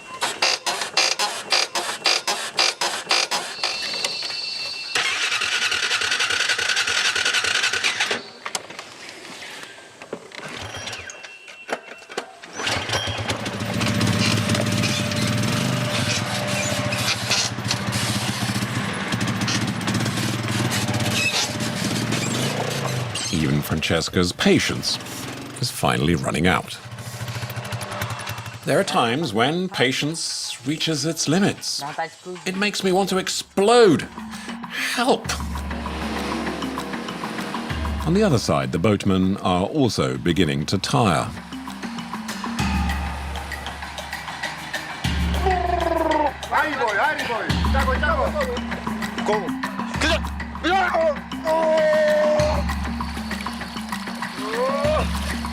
Come on, let's get back in.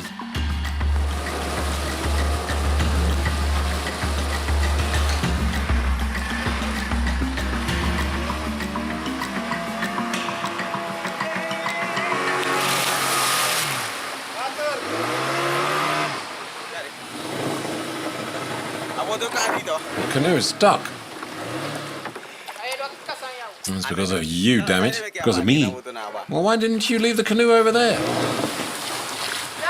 Well, the next time you fall in the water, I'll leave you. You're crazy.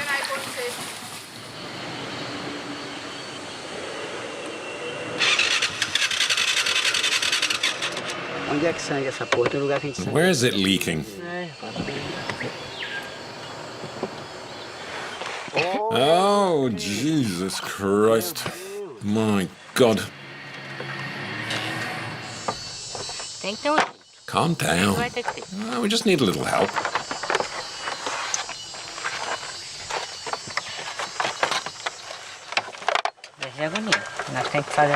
Stay calm. We can sort this out.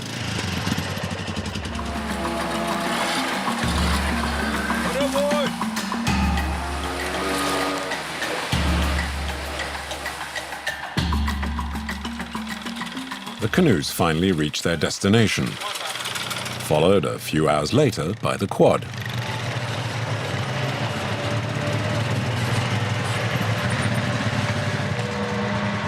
This is a kind of illegal river station from where all the garimperos in the region depart. There are no more rivers at this point. All travel is with a quad.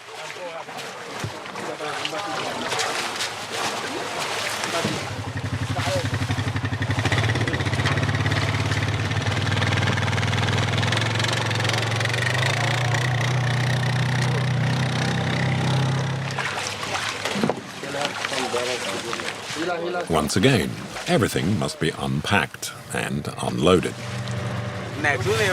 True, it's hard work, but we made it. Yes, we go about barefoot all day. We could have an accident. One day a barrel fell on my hand. See? Here. It's already healed. Injuries quickly disappear.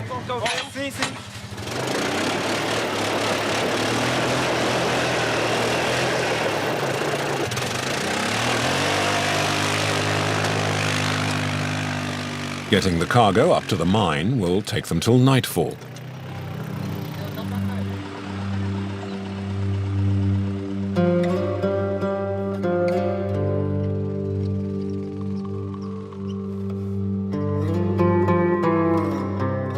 Pedro and Francesca will live here for at least 2 months.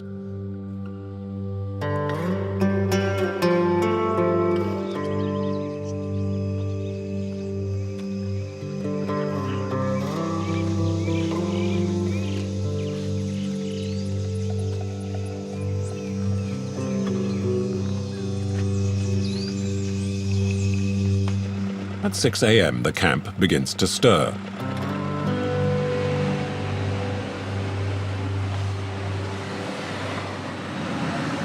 All day long, the digger devours the earth. It took 4 canoes tethered together to transport the machine this far. It constantly feeds the metal beast.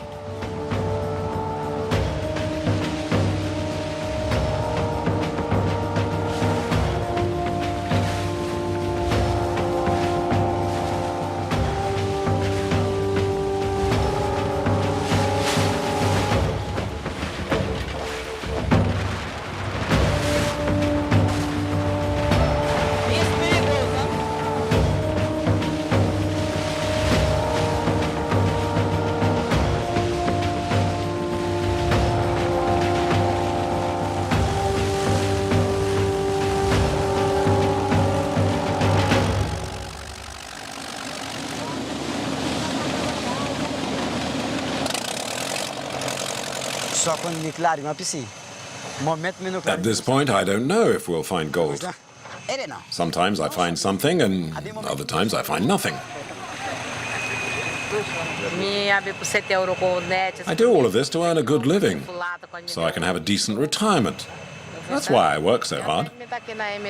I always said I would never work for a boss. I just work for myself.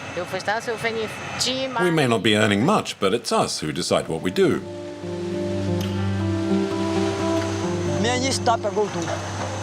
I'm stopping looking for gold today. My head is exploding.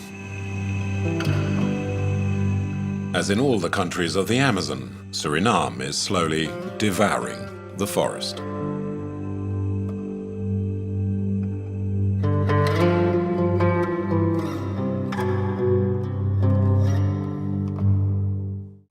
journeys.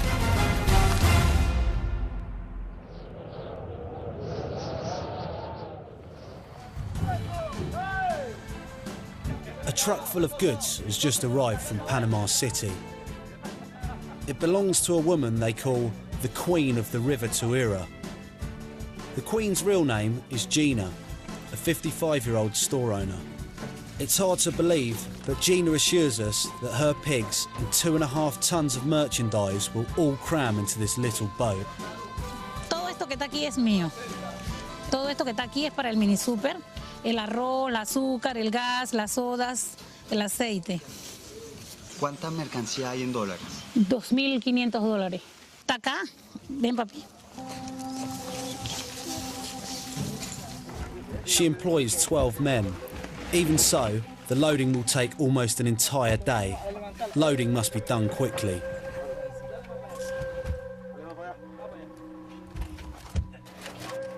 Loading the cans of fuel is the most dangerous operation. There are 7 200-kilo cans.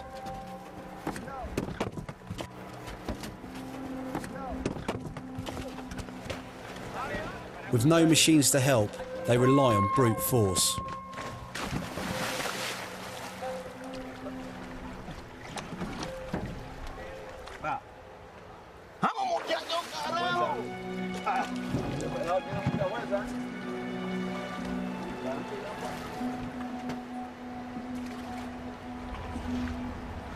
Gina has spent over half her life on the river, building up her business.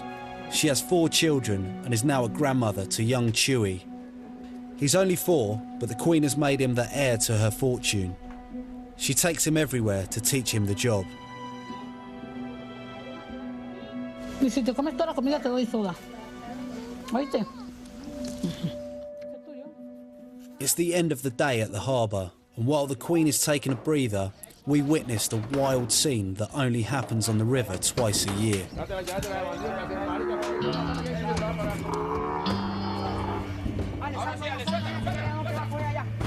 These cows have come to the end of the road, and they are about to get their first swimming lesson.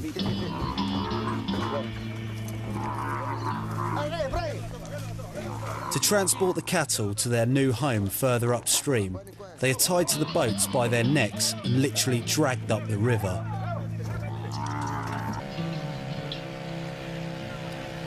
These poor cows have to endure an exhausting 30-minute ride to reach their new pastures.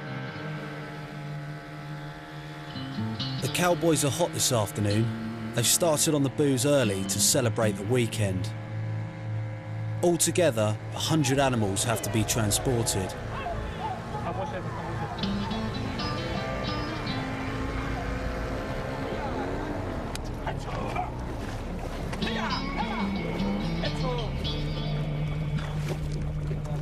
Nosotros ahora las dejamos ahí, las metemos en el corral, las dejamos ahí y mañana las soltamos para que ellas caminen.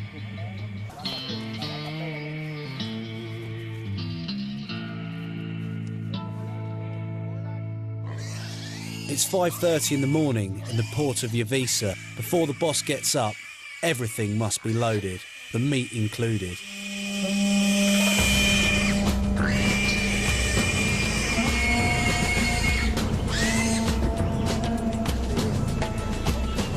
Buenos días, amanecí bastante bien, gracias a Dios, en mis actividades cotidianas. Pipillo, ¿dónde me pongo? Oiga, venga para que venga a soltar la piragua. Ya, permiso. Oye, ¿no te da miedo caerte? No, mira que ya estoy tan acostumbrada que eso para mí es práctico. Nunca me he caído al agua. ¡Adiós, gordo! ¡Me saluda! ¡Ajeca! Boca de Coupe, Gina's small village, is a 3-day journey from Panama City. A day by truck to Yavisa, and then the road ends, and things start to get complicated. In winter it takes 7 hours to reach Boca de Coupe, which is close to the border with Colombia. In summer, when the water levels are much lower, the trip turns into a 12-hour-long nightmare.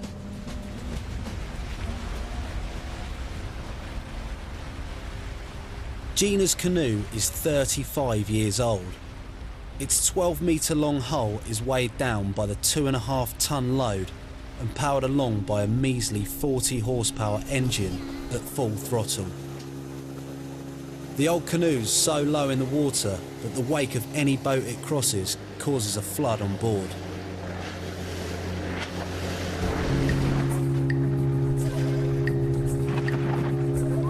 Hay muchas piraguas que se han hundido, porque a veces no toman precauciones las piraguas que van a los lados. To make sure they stay afloat, the Queen has instructed one of her workers to bail water out all day long, so she can kick it back and relax. The first stages of the trip along the Tuira are worthy of a tourist river cruise. It's a trip through primeval jungle and a chance to glimpse wild animals.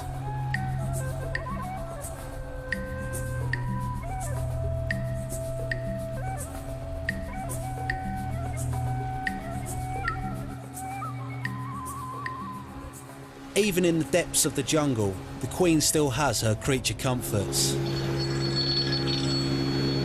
Buenos días, hija. Aquí ya acabamos de salir de Yavisa. But this is her last phone call for a while. She loses her signal as the boat cruises deeper into the mountains and into the more dangerous, shallow waters. At this junction of rivers, the skill of her boatman makes all the difference. He must weave between the tree trunks carried downstream as a result of violent storms. Cuando el río está claro se ven los troncos, pero aún así la piragua se monta en los troncos. Tienes mucha confianza en tu motorista, ¿no? Oh, el 100%. Tiene prácticamente 16 años de estar conmigo haciendo ese trabajo. Naturally, no one on board has a life jacket. The Queen is getting a bit peckish. Ahora mismo voy a hacer una ensalada de lechuga. She has thought of everything in case of the unexpected. ¿Qué le pasó? 6 galones hasta que lleguemos allá. Nos quedamos sin gasolina. Para ahí un poco. Para ahí, el tío y el ustedes que están, tenemos la esperanza. Ellos no compraron la gasolina completa o el motor consume mucha gasolina y se quedaron sin gasolina. Así es que ahora me toca a mí darle la mano. Digo, bendiciones de Dios, porque aunque ustedes no vienen subiendo, ¿cómo sería la vida de nosotros aquí? No habíamos llegado hoy a Boca de Cupe. Apparently, the Queen of the River is also now its guardian angel.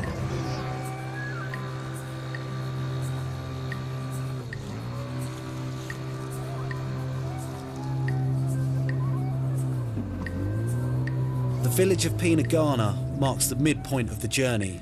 Everyone has to stop here. It's a typical quiet town. All along the river, the Panamanian border police search every boat. Colombia is a short distance away, a country that's been at war for years and is the world's largest producer of cocaine. Even the Queen must show her papers.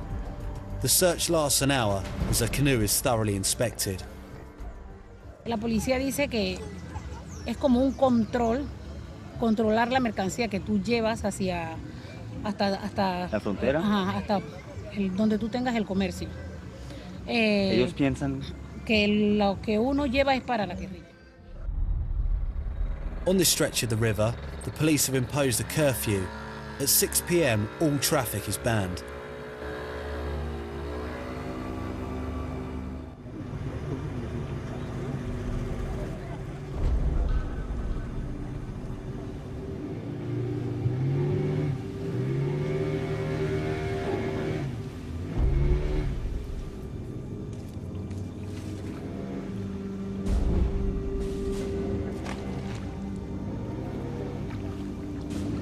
These illegal immigrants from Africa have entrusted their lives into the hands of 3 smugglers.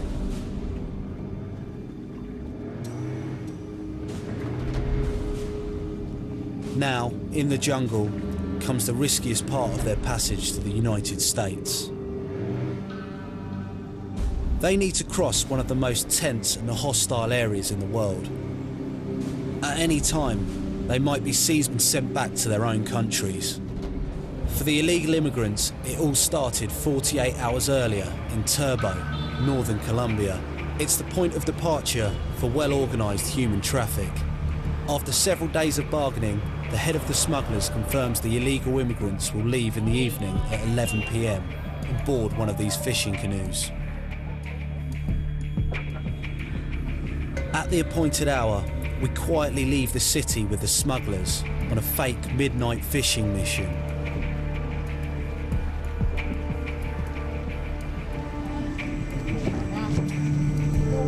Our camera light makes the crew nervous, fearing it might alert the police.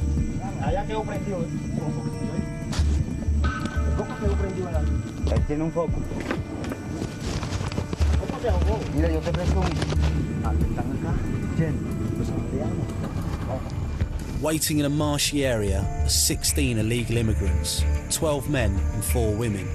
They've been here for 2 weeks hiding in this house.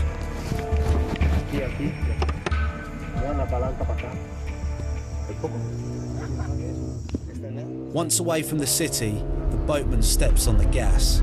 We must travel the greatest possible distance at night to foil the army patrols. It's a 3-hour crossing on a rough sea, then through the night along the Rio Sucio. The helmsman navigates blindly.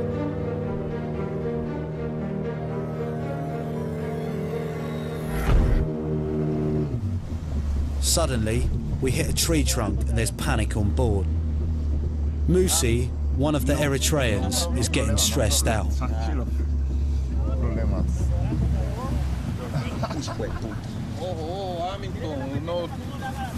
A second tree trunk nearly impaled the boat. We avoid being sunk.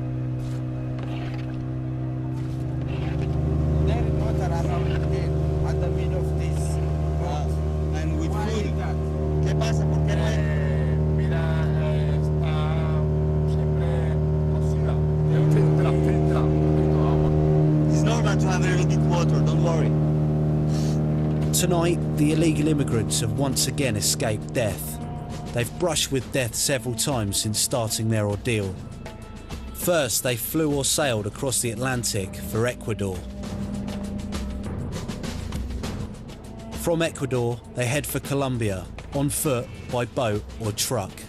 Their final goal is the United States and the hope of a new life. The immigrants have left the city of Turbo in Colombia. To reach Panama without getting caught, they have to cross the near impenetrable jungle, the Darien.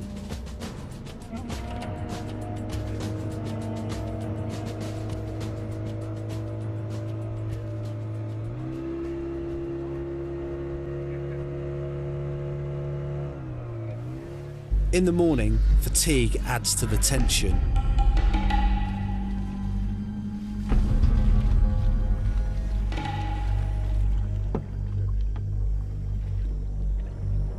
After the Rio Sucio, there's a swamp infested with crocodiles.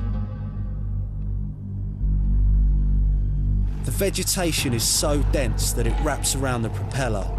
The engine overheats and threatens to break down. Over 8,000 miles away from home and completely lost, these men and women have no choice but to keep on going.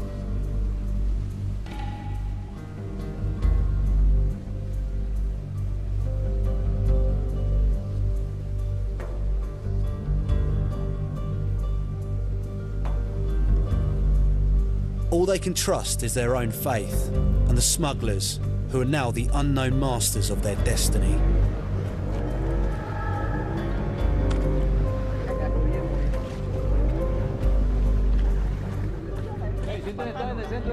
The sun has been beating down since dawn.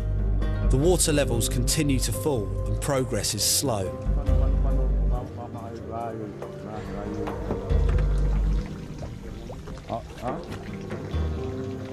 At this stage in the mission, we have no idea where we are.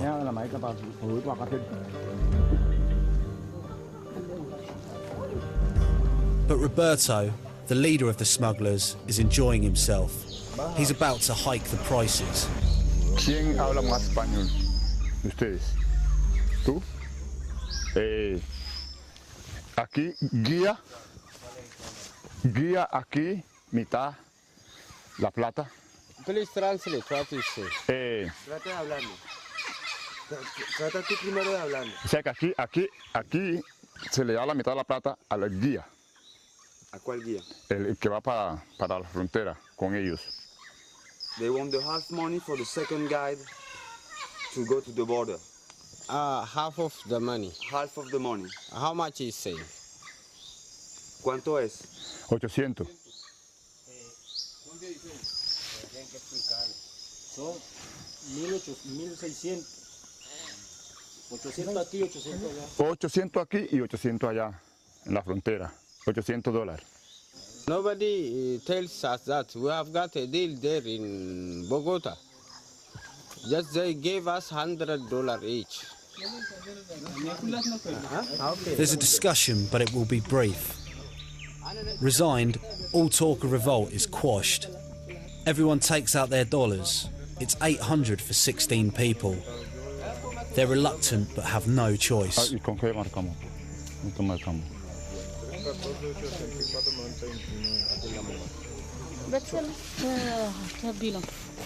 8 ahí aquí. Cuidado con algún clavo. The boatman receives his share with no qualms and happily leaves with his wad of cash.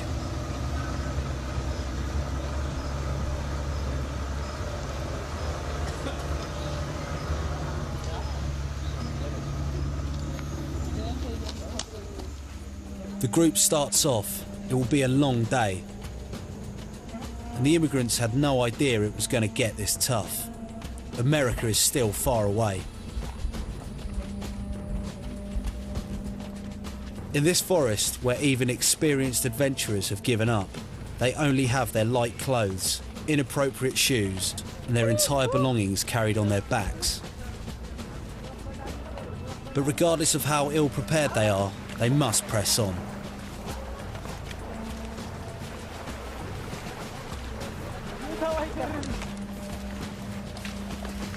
They walk disorientated without knowing exactly where.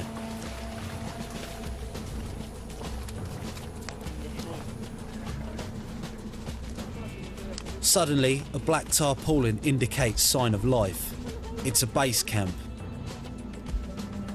The group will have to wait here for several hours for a new smuggler to guide them.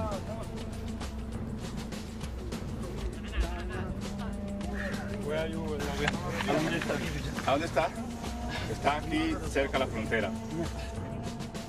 The exact location is unclear, but what is certain is that the camp regularly accommodates illegal immigrants. For now, neither the army nor the guerrillas have discovered its existence. El ejército le pone problema a ellos porque ellos por aquí no los dejan pasar. Legal. Uno hace el esfuerzo para pasarlo para que el ejército no los coja para llevarlo directamente a la frontera. One of the illegal immigrants agrees to tell his story, on condition we hide his identity. Why did you choose to leave Africa? Yes, I'm from Eritrea. The government put me in a jail for almost 6 months. Then from that, I escaped from the jail and I will not come back to my country. How was the price of this trip? Much more money, about $15,000 or $16,000. To finish line? To finish the line, yeah. How old are you? I'm 26. And what is your dream in? Just to live peacefully in America. Just to live peacefully, to work, to collect money, and to help my family. That's my view.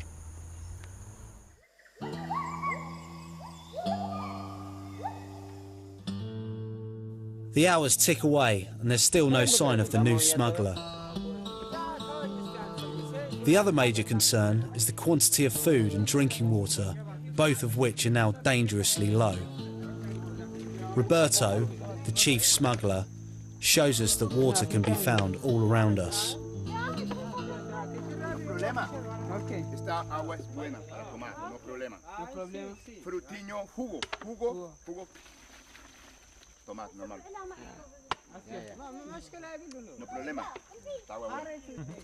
In the afternoon, the second smuggler finally shows up at the camp.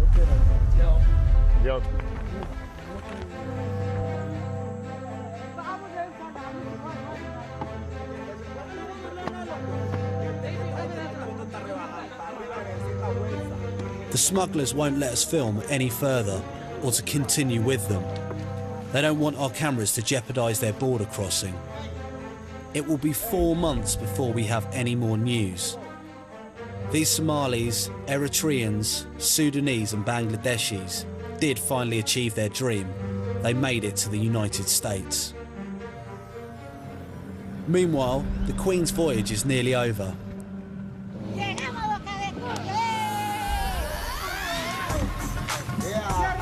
Ahora van a tener que soltar esa piragua para que esta pegue. Dale, dale, dale. As usual, the village children jump for joy when they see the Queen arrive. Esta es mi pequeña mansión.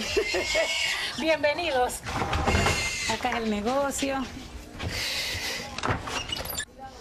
Este es mi esposo. Con esto he logrado un beso. He logrado lo poco que tenemos. But success comes at a cost. While her husband minds the grocery store, Gina, the nomad, lives on the road. In 2 days, to replenish her stock, she will leave once again for another deadly journey to the heart of Panama City.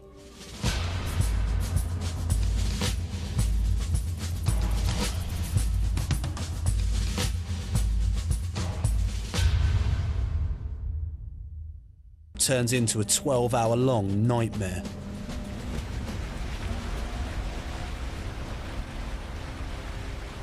Gina's canoe is 35 years old. Its 12-metre-long hull is weighed down by the 2.5-ton load and powered along by a measly 40-horsepower engine at full throttle. The old canoe's so low in the water that the wake of any boat it crosses causes a flood on board.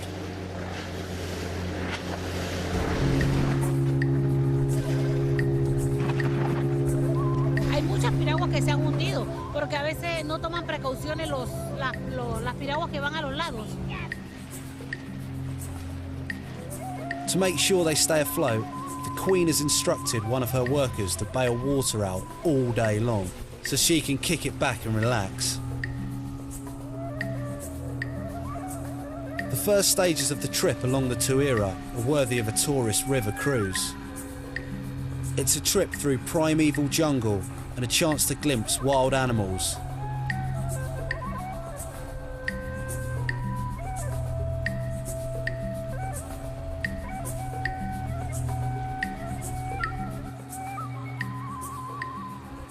Even in the depths of the jungle, the Queen still has her creature comforts. Buenos días, hija. Aquí ya acabamos de salir de Yavisa. But this is her last phone call for a while. She loses her signal as the boat cruises deeper into the mountains and into the more dangerous, shallow waters.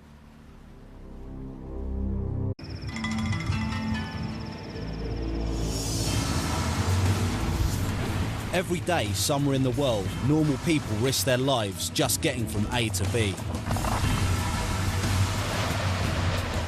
In far-off countries and isolated, forgotten villages, our camera crews follow the journeys of those brave enough to travel on the world's toughest, most dangerous and deadly roads.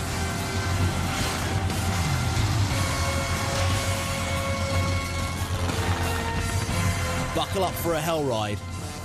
This is Deadliest Journeys.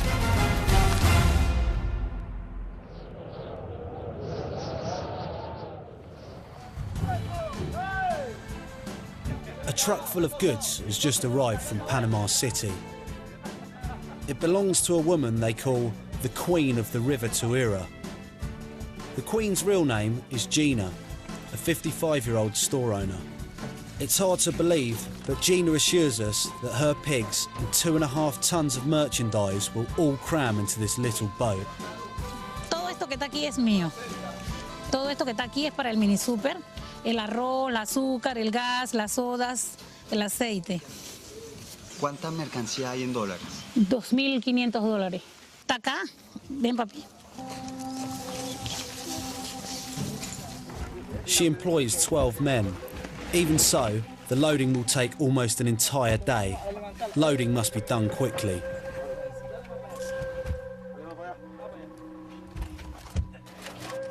Loading the cans of fuel is the most dangerous operation. There are 7 200-kilo cans.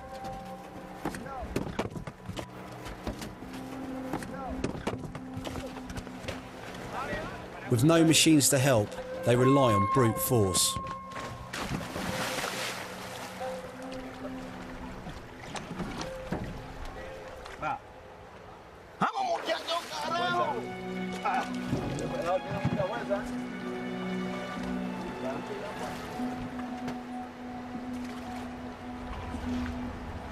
Gina has spent over half her life on the river, building up her business. She has 4 children and is now a grandmother to young Chewy. He's only 4, but the Queen has made him the heir to her fortune. She takes him everywhere to teach him the job. Y si te comes toda la comida te doy soda. ¿Oíste? It's the end of the day at the harbour, and while the Queen is taking a breather, we witnessed a wild scene that only happens on the river twice a year.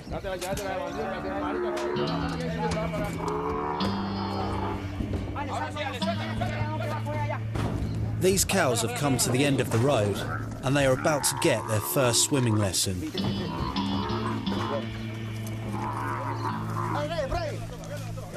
To transport the cattle to their new home further upstream, they are tied to the boats by their necks and literally dragged up the river.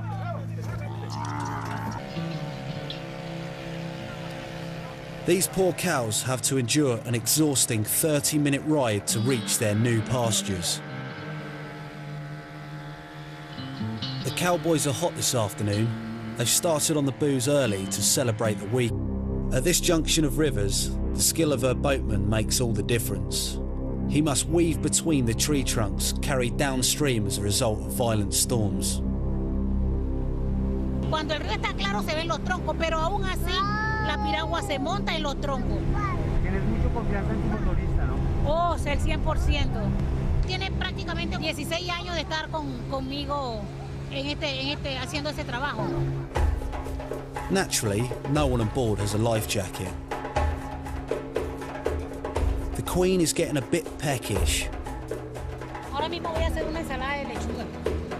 She has thought of everything in case of the unexpected. ¿Qué le pasó? 6 galones hasta que lleguemos allá. Nos quedamos sin gasolina. Para ahí un poco. Para ahí, el tío y ustedes que están, tenemos la esperanza. Ellos no compraron la gasolina completa o el motor consume mucha gasolina y se quedaron sin gasolina. Así es que ahora me toca a mí darle la mano. Digo, bendiciones de Dios, porque aunque ustedes no vienen subiendo, ¿cómo sería la vida de nosotros aquí? No habíamos llegado hoy a Boca de Cupe. Apparently, the Queen of the River is also now its guardian angel.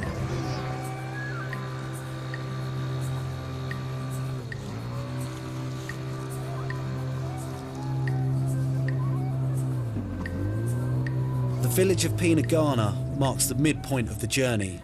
Everyone has to stop here. It's a typical quiet town. All along the river, the Panamanian border police search every boat. Colombia is a weekend. Altogether, 100 animals have to be transported.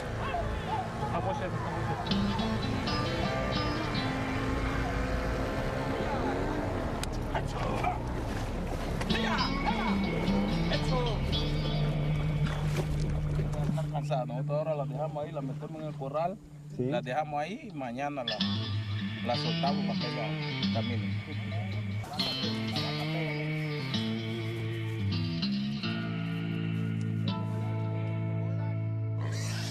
It's 5:30 in the morning in the port of Yavisa. Before the boss gets up, everything must be loaded, the meat included.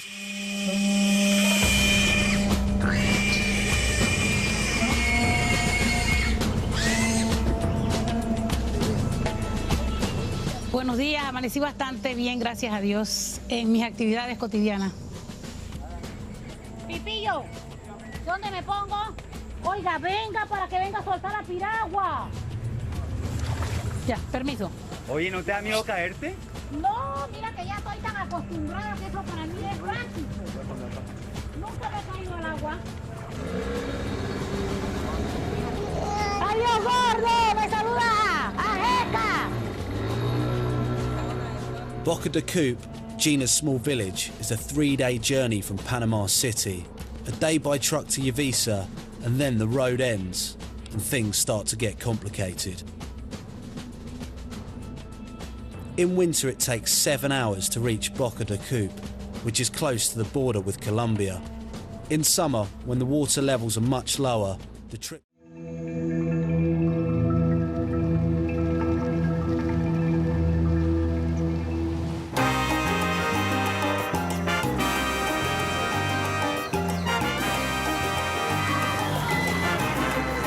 Before the revolution, they were deemed a visible sign of wealth of the Cuban upper class.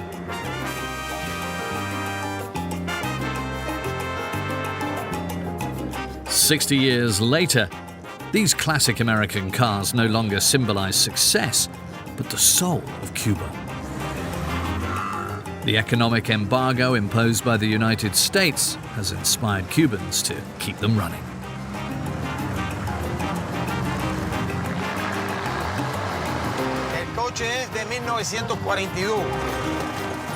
And it's not quite time for these old bangers to retire yet, although they're too old to be acting like four-wheel drives. Despite being cut off from the rest of the world, Cubans do not give in easily and look to the future with a creative philosophy, using their ingenuity to make daily life less tedious.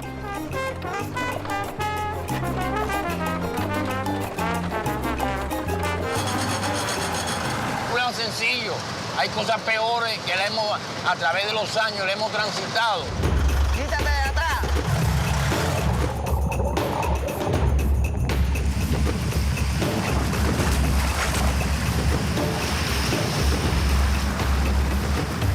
Siempre el hombre se impone ante la dificultad y la vence.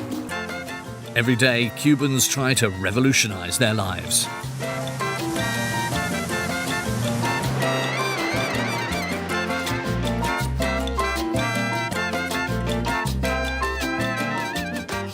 In Baracoa, travelling around the countryside continues to be an epic journey.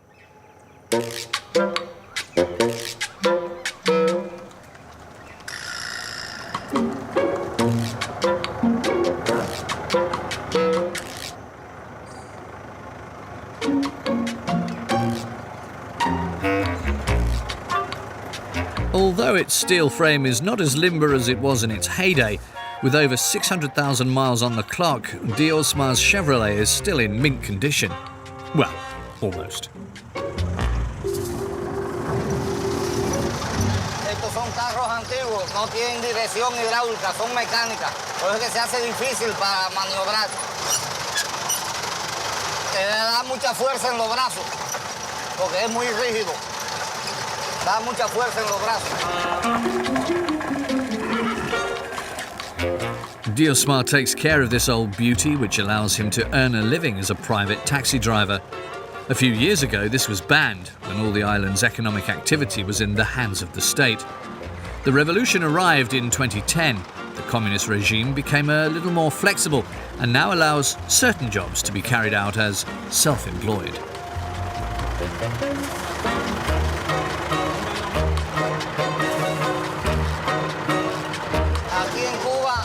Hay tacitas que son del Estado y habemos tacitas particulares, que somos dueños de los carros y trabajamos para nosotros y para la familia. Mi jefe soy yo mismo y el obrero soy yo también.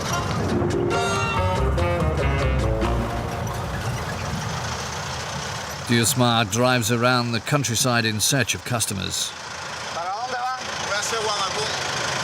Yo voy para allá, pero vamos a ver si podemos subir porque el camino está muy malo. No hay problema. Sigo a pie si ya no hay problema. larga. Que bala mucho. Ahora a la hora de subir a ver qué pasa.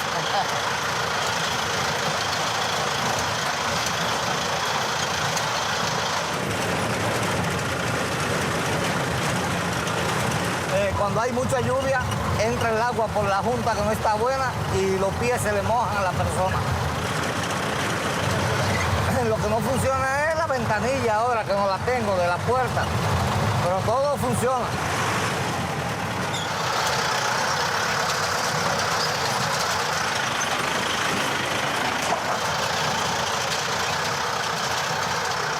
Although there are only 19 miles that stand between them and the village, it's going to be a bumpy ride, especially for the passenger. En una piedra ahí está pegado. Móntate en el estribo y brinca, brinca, para yo darle para atrás. In Cuba, travelling keeps you healthy.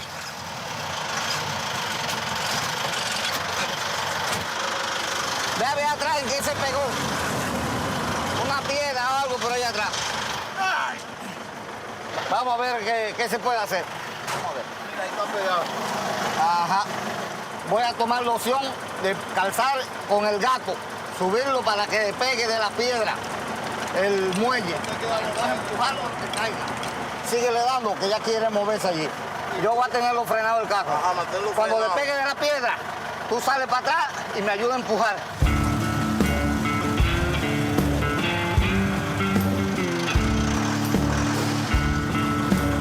Quítate de atrás.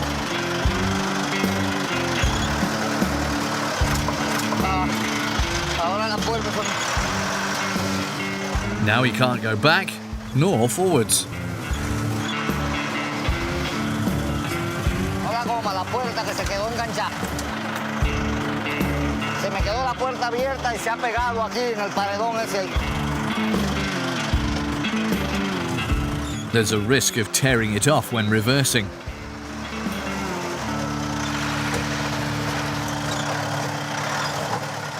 Three-quarters of an hour later, he's free at last. Qué va. Mucha piedra, compadre. Sometimes you're better off with 4 legs than 4 wheels.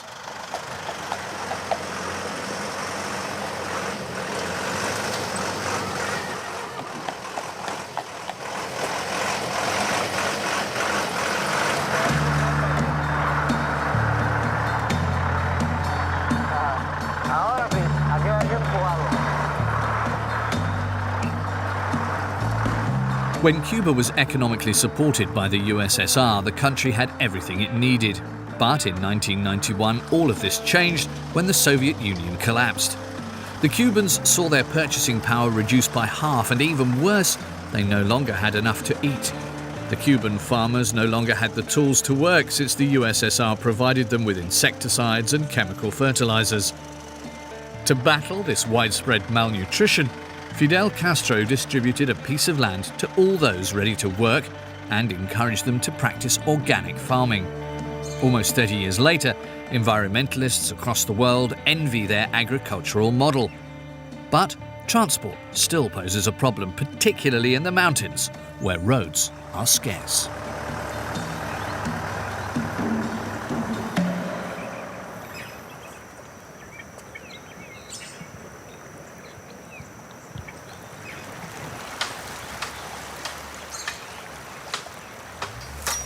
Luis and his son grow bananas. In order to deliver the bunches to the cooperative, they have no choice but to build a raft.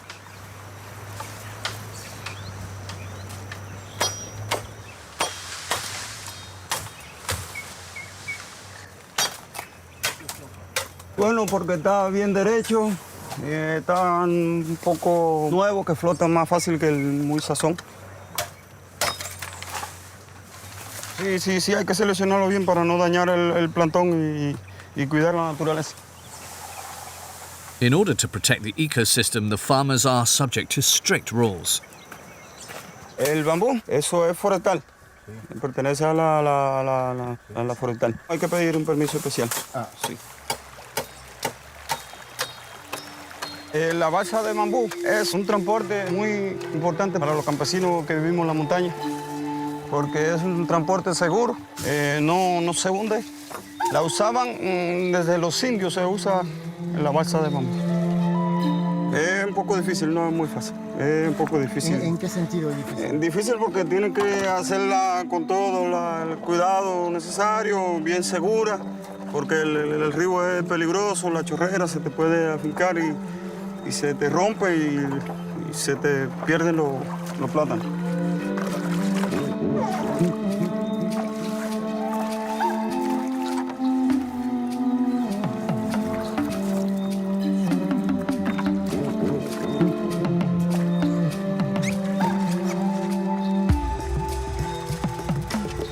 4 hours later, the makeshift cargo ship looks ready to set sail. Está muy buena, puede navegar sin problema, está buena.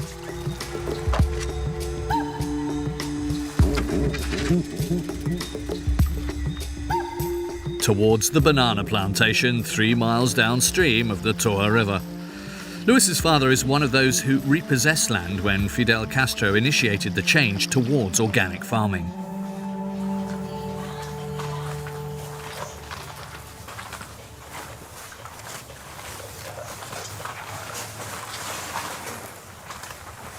Estamos en mi finca, donde tengo la banana sembrada, toda la banana, y que voy a cortar para llevar para acopio. Tú ves el fruto de tu sudor, tú ves el trabajo y le ves el beneficio. Es muy bueno. Siembra otra cosa como el coco, el cacao y eso. Se le entrega acopio al Estado y el Estado te lo paga. Bien. 40 pesos el quintal, un ejemplo. Sí, lo paga bien, sí. Muy rica, muy sabrosa. ¿Sí? Porque no tienen nada químico, son naturales. Son orgánicas. Aquí no se utiliza nada químico. Now Luis fears just one thing: losing his bananas during transportation.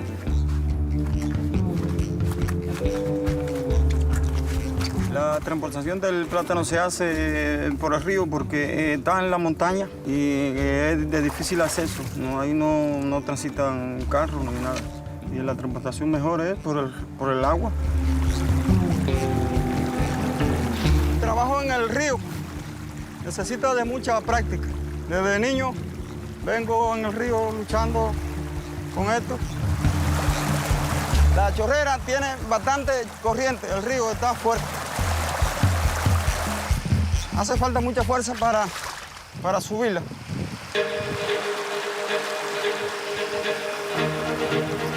La corriente te lleva. Admittedly, his raft is not exactly user-friendly. However, Luis is going to have to keep his head in the game. He has 14 miles of river to descend.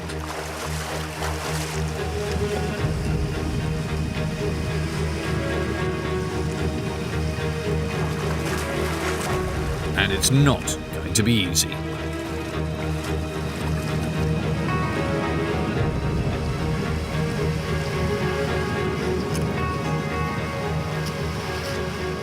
The mountains have long stood as an impassable barrier of Cuba.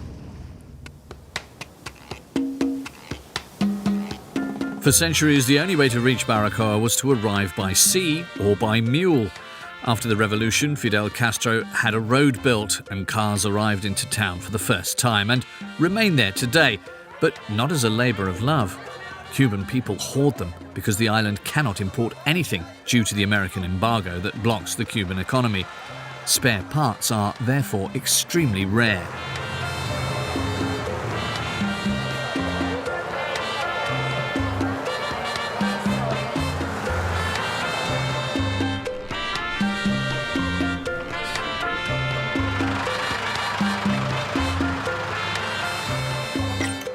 Without the creative genius of mechanics, Diosmar's Chevrolet 1947 would have given up the ghost long ago. Este motor no es el original. Un motor Perkin no viene puesto en autos. Viene puesto en una planta para generar corriente Para la montaña es un motor bueno y mucha fuerza, pero no es un motor de correr.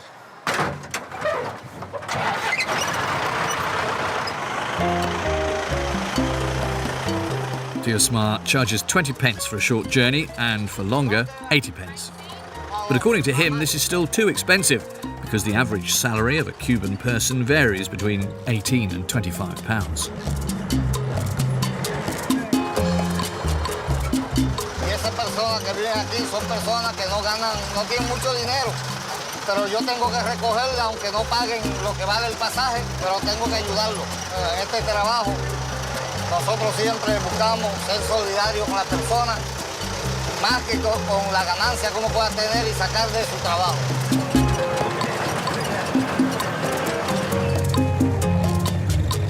Confortable, pero lo que tienen que tener en cuenta es que este vehículo tiene una razón de ser de la situación económica y política que vive el país, de un colapso y un bloqueo económico por parte de Estados Unidos. Porque los Estados Unidos no permiten hacer comercio con otros países, que entren en medicina, entren en alimentos, entren en todo. Y hay que vivir de lo que se produce y lo que podamos obtener aquí en nuestro país. Quiere acabar con el comunismo en Cuba. For 60 years, from Baracoa to the capital city Havana, the life of Cubans has been regulated by restrictions and shortages. The state makes up for this with free education and health service, and also the libreta, the rationing booklet that allows Cubans to purchase basic necessities at a low price like rice, oil or coffee. Over the years, Cubans have developed their own way of life known as invento. Simply put, solve everyday problems by whatever means, and fast.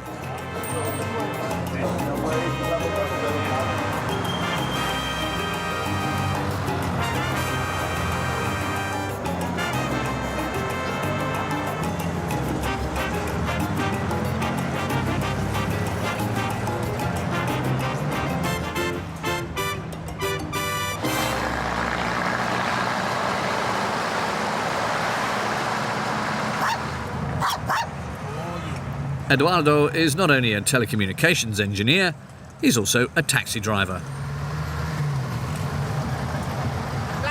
Sí, monta. And a businessman. His car is fit for a travelling salesman. ¿Eso de pejuelo lo vende? Sí, está vendiendo el pejuelo. ¿Cómo? Esto de aquí vale 9 CUC y esto vale 15. Muéstramelo. Eduardo had all of these things sent over by his friends who live in the USA and Europe. Diariamente sí se vende. Aquí tenemos relojes, aire acondicionado, máquina afectar, blusas, licras, pullover. Estas valen 10, de señora, y estas blusas que valen 8. Sí. ¿Te queda con ella? Me quedo con ella. Claro. Lo que tengo son 10 pesos. ¿Te conviene así?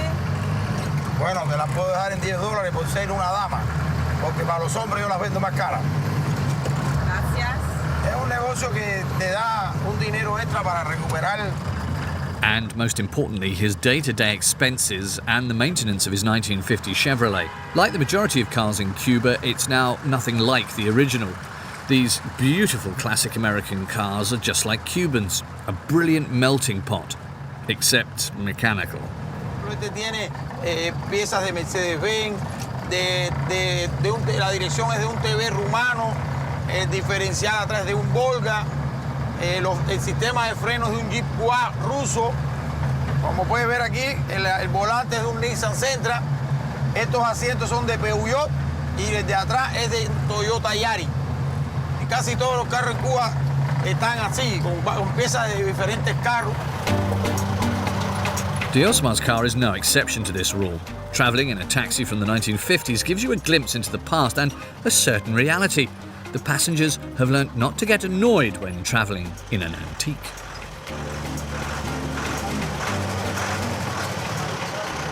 Bueno, hasta aquí llegamos, que el carro se rompió. Se partió la varilla del coche y no quiere coger la velocidad para seguir. Tú quédate ahí en el hueco ese. Pero bueno, estamos adaptados. Ya eso es normal que se rompan. Son muy viejos los transportes. Vamos a seguir caminando. Since the revolution, Cuban people have made a habit of repeating this expression. Vamos a mirar por aquí. Hay que luchar. We have to fight. El varillaje que encocha está partido. Por aquí cerca, que haya un soldador. De maquinaria aquí atrás. Ajá. In Cuba, there are thousands of workshops like this one. Buenos días. Buenos días. Oiga, compañero. They can fix the unfixable.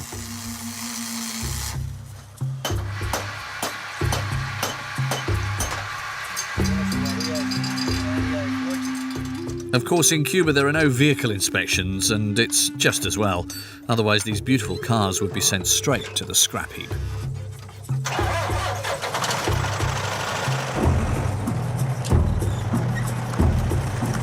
Estaba bien hecha la soldadura y que era resistente. Aquí en Cuba, casi todos los choferes saben tratear los carros. Cuando son piezas que no se pueden hacer, un amigo que viaja al extranjero a veces te la trae. In order to prevent the search for spare parts from becoming a quest for the Holy Grail, virtually all drivers have their own stock.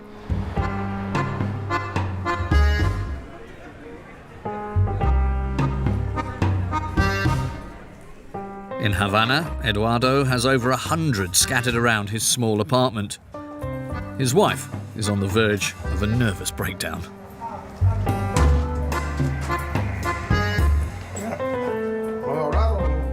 Bueno, mi esposa está bastante brava con esto porque dice que yo le tengo hecho la casa convertida en un almacén de piezas y que muchas veces no la uso y que me demoro años en usarla y me las quieres hasta botar. Y dígame, el otro día me dijo que sí, o las piezas o yo. Eduardo has spent all day Tuesday doing mechanics. Competition between taxi drivers is fierce and losing customers is not an option. Esta es, como digo yo, la niña de los ojos míos, porque yo siempre estoy arriba de él haciéndole cosas de mecánica para que no me deje botado, porque si se rompe, me deja botado.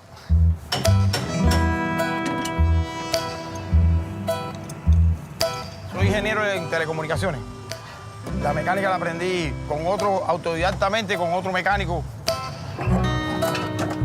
Lo mismo hacemos de mecánico que de tapicero. Estos son asientos de Peugeot 404 argentinos.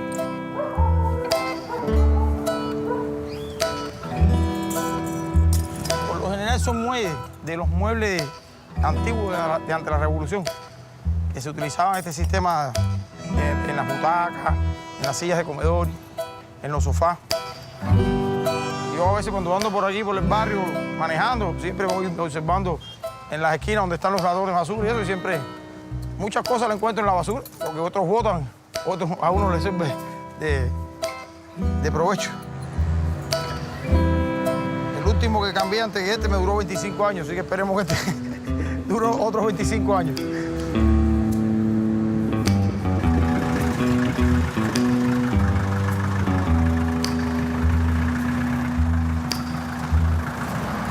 Apart from the government, not many Cubans can afford a used car, let alone a new one. The prices are around 70% higher than in France.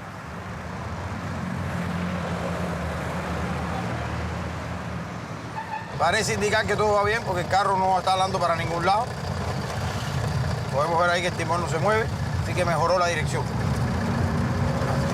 No me gustaría venderlo porque le tengo mucho amor. Este carro lo tengo hace 30 años y con él me hice persona prácticamente, me ha dado todo lo que tengo. Y además de eso, aunque me haga millonario, me gustaría conservarlo, arreglarlo bien bonito, ponerlo en una urna de cristal. Claro, me compraría un carro nuevo, pero no me deshacería de él nunca. Who knows how long these old cars will last, but getting around the country remains a daily struggle.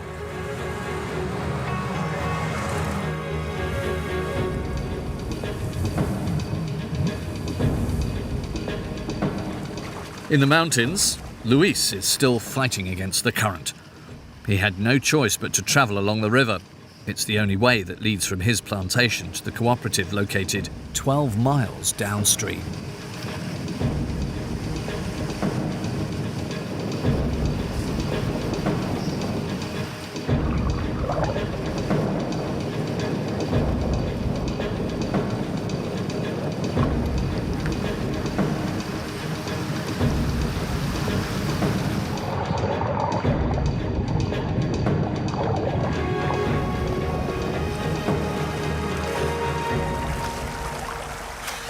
Esto es así, la corriente es muy fuerte y puede pasar esto y más. Se te puede desbaratar toda la balsa y perder todos los plátanos. Hay un poco de dificultades, como todas las cosas que hay que tienen problemas, pero siempre el hombre se impone ante la dificultad y la vence. Y con un poquito de inteligencia y de práctica, todo se resuelve.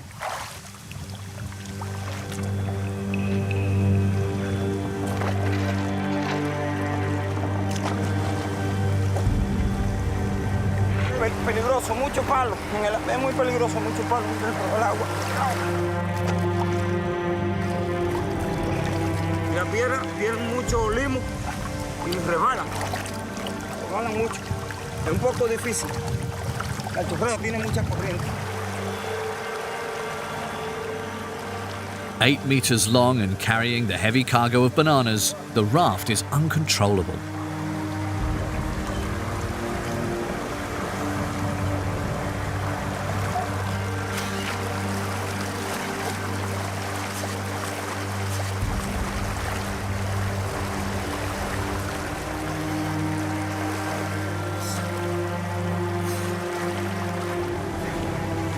Con el bambú y la banana pesa mucho, como unos 20 quintales. Mucho, pesa bastante.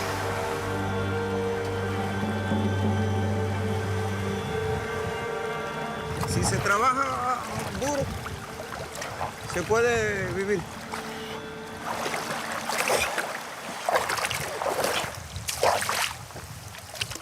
Cubans know the cost of hard work. After 4 hours of intense sailing, Luis finds his transporter.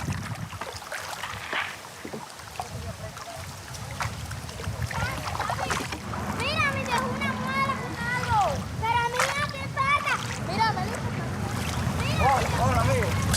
¿Me puede llevar eso a la cooperativa? ¿Cómo que no? Sí, señor. The cooperative gives him €2 for every 100 kilos of bananas.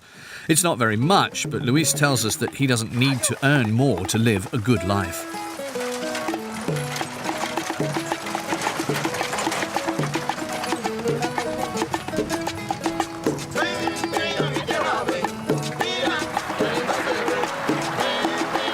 Yo estoy muy feliz de hacer este trabajo, pero desde pequeño yo soñé con ser un músico, cantante.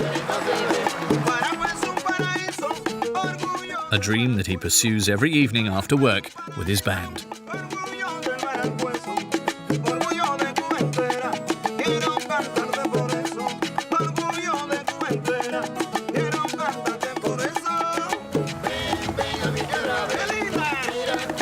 Pero a veces la vida no es como tú soñaste, el trabajo es otro y lo que soñaste es otra cosa.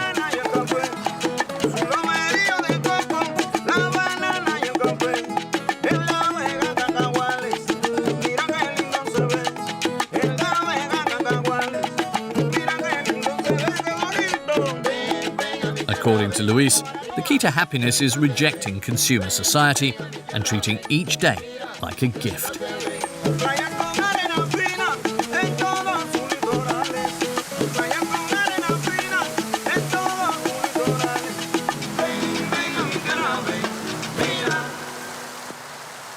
This is not exactly how Roberto feels this morning, who is about to have the day from hell. He needs a 4x4 car, but only Diosmar's taxi is available.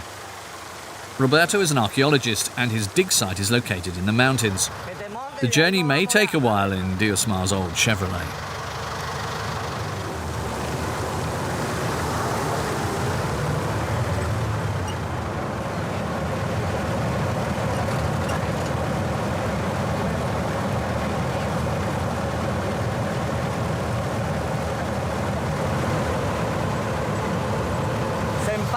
mucho, no te permite ver bien. Poco la carretera cerca, no se ve tan lejos. Déjame limpiar un poco el vídeo para poder ver un poquito mejor. Hay que adaptarle ventanas y de otro tipo de coche. Y ahora no tengo la posibilidad de hacerlo. Aquí se dice, esto es a los cubanos. Decía que para nosotros los cubanos, este problema es un problema sencillo. Hay cosas peores que a través de los años le hemos transitado. Nosotros los cubanos seguimos adelante. Nosotros hay que continuar y continuar por encima de lo que sea. But things are about to get complicated. The road that leads to the excavation site is home to various accident black spots.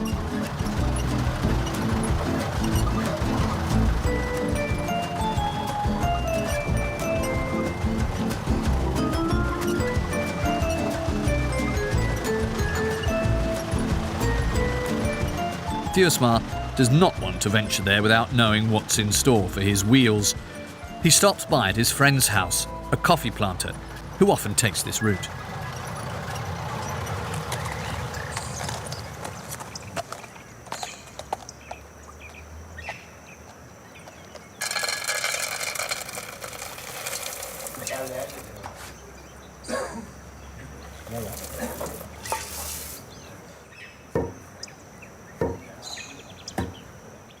El interés de nosotros es que vamos allá a ver la cueva de los indios. La cueva de los indios, entonces queremos hacerlo por aquí, por esta zona, porque es la zona más corta. La antigua loma de los indios. El camino es difícil para bajar la camioneta y el tractor es un poco difícil. Y hacer el trabajo, creo que eso van a tener que hacerlo en otro lado. Hoy prácticamente ya lo que pasan por ahí son yuntas de bueyes, por el peligro que tiene esa loma. E incluso ya han muerto 2 personas ahí que se han derricado y se han matado.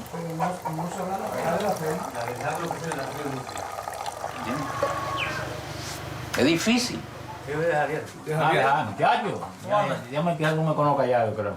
Quiero una pulguita. They take some time to think it through, over a coffee. Tenemos que hacerlo por aquí, el trayecto hay que hacerlo por aquí. Vamos a mirar a ver cómo está aquello allí. O si es demasiado peligro, que tú dices que está estrechito y resbaladizo, puede caer a la cuneta allá abajo.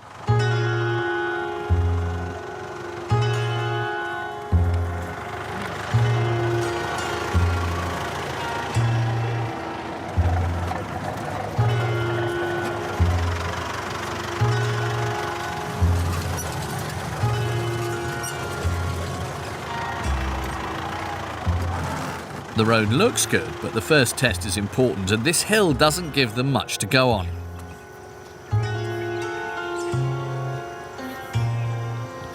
Lo que quiero es mirar aquí.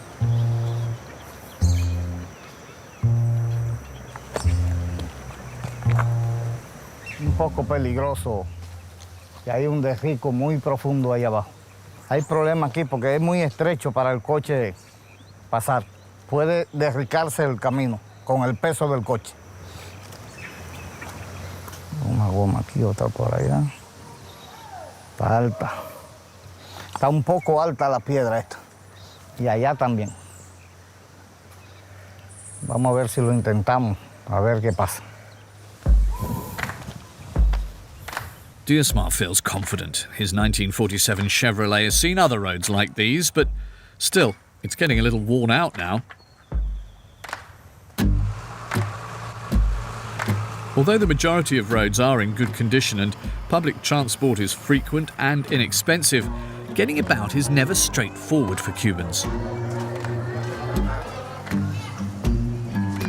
Since the Soviet Union collapsed, which provided the island with economic support, bicycles and pedal cars have been developed.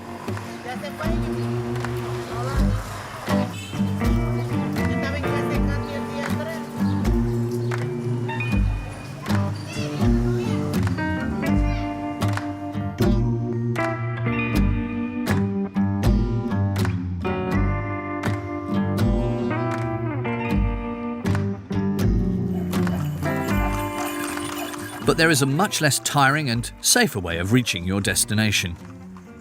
In Viñales, it reigns supreme. The horse. Even though there are horse-drawn carts throughout the whole of Cuba, the animal is essential in Viñales because it's the tobacco and sugarcane growing region. Horses make up for the absence of tractors and gasoline.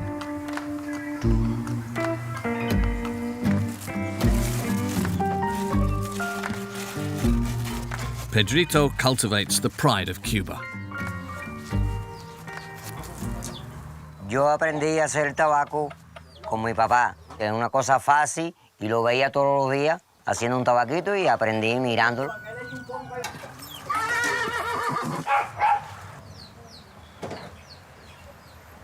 Para verlo como quema.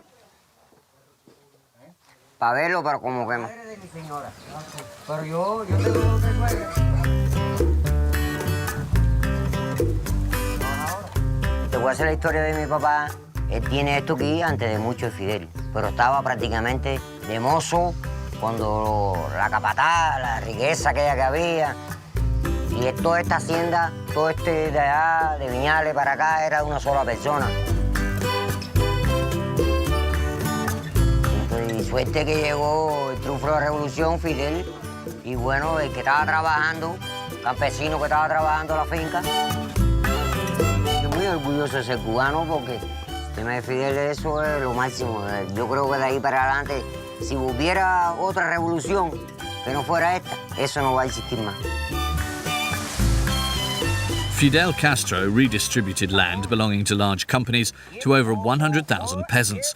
But once again, because of the embargo, all of them work using tools from another era.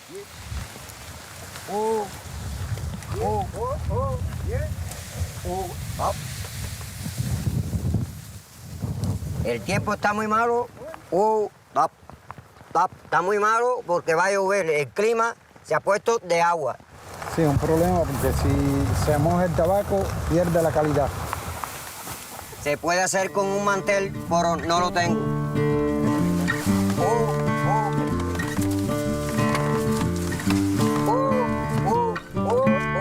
No, suave, vamos a enderezar suavecito, suavecito.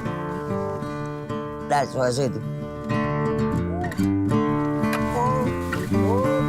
Es muy peligroso con la rastra cargarlo así suavecito porque puedo perder la cosecha porque se vira, se estropea, se rompe el tabaco. Hay que darle suavecito. As it happens, the most famous brands of cigars are made with 5 whole tobacco leaves, and they must not show any sign of tearing. Even though these cigars are sold for a fortune across the world, Pedrito will never be rich. Así ahora él tiene un precio bueno, 1.500 pesos el quintal. Si se me moja y se me afecta, son 1.200 pesos. El Estado, si por cuenta del clima, se me pierde la cosecha, me da el 70%. In exchange, the farmer is forced to sell almost all of his production to the state.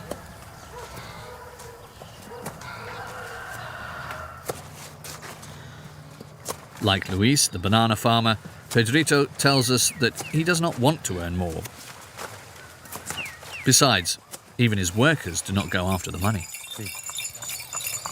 Aquí en Cuba todos cobramos a 5 pesos el cuje. Si cortamos 50 cujes nos dan 100 pesos. Y para ir sobreviviendo, a todos los campesinos pagan esos 5 pesos. A todos los que cortamos tabaco. No podemos abusar del campesino tampoco, decirle, no, a 10 pesos el cuje. No, no podemos abusar del campesino. Porque hay campesinos que los pueden pagar, pero otros no pueden. Pedrito, yo, un par de campesinos más, nos ayudamos. Without mutual aid, life in Cuba would be even more difficult. The whole society is based on this model.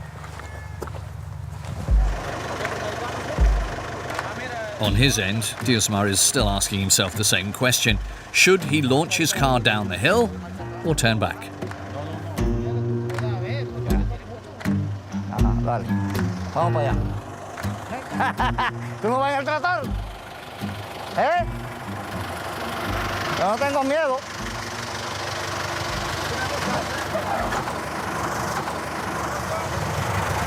Es muy peligroso. ¿Por qué? Porque es que las piedras rebalan mucho.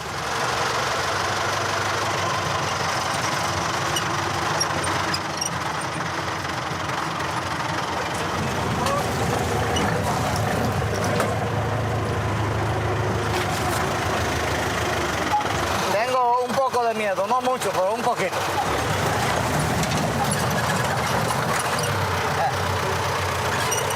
Es un poco malo, porque es que rebala mucho.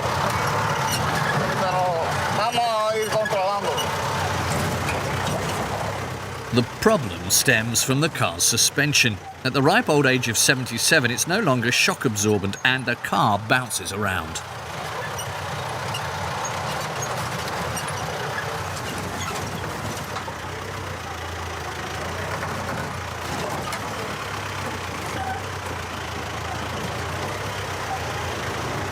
This plants seeds of doubt in the driver's mind.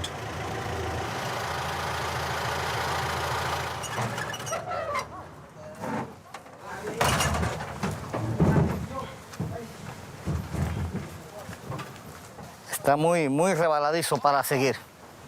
Va a haber que regresar porque no se puede. Y muy rebaladizo. Es jugarse la vida en ese precipicio, bajar por ahí. Y perder el carro para siempre. But getting back into his taxi, Diosmar says it's a shame to lose out on £9, especially after already getting halfway there.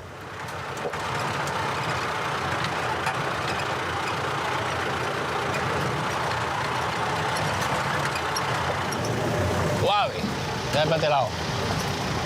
Cuidado.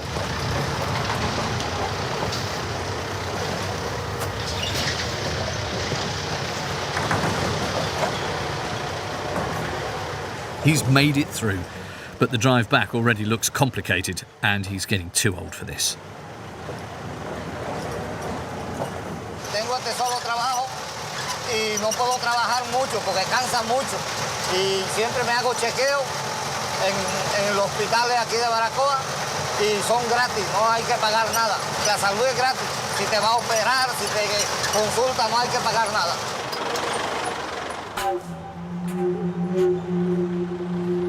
Before the Spaniards arrived at the end of the 15th century, Cuba was inhabited by indigenous people of the Americas. In a matter of years, they became slave labour and were wiped out.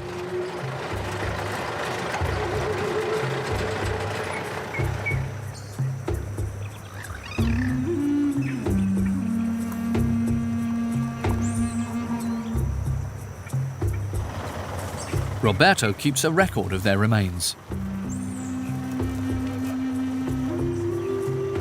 Un conjunto de petroglifos, de caras. Y esta que está aquí una cara, los ojos, y es de la cultura precolombiana, de los taínos.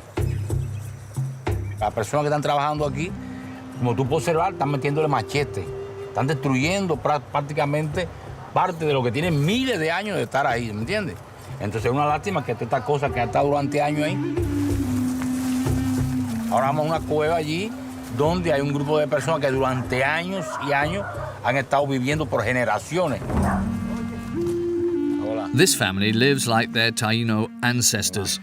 For food, they keep a vegetable patch, pick berries and hunt in the forest.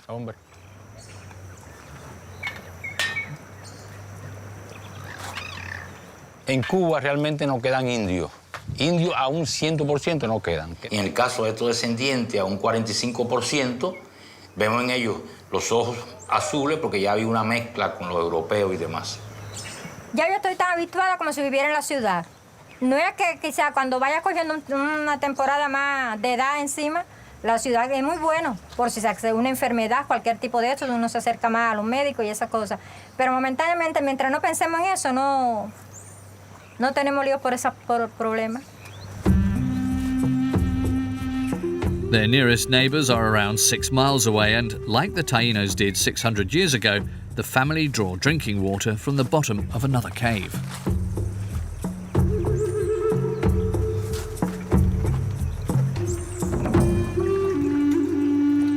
Nosotros somos los últimos que sí.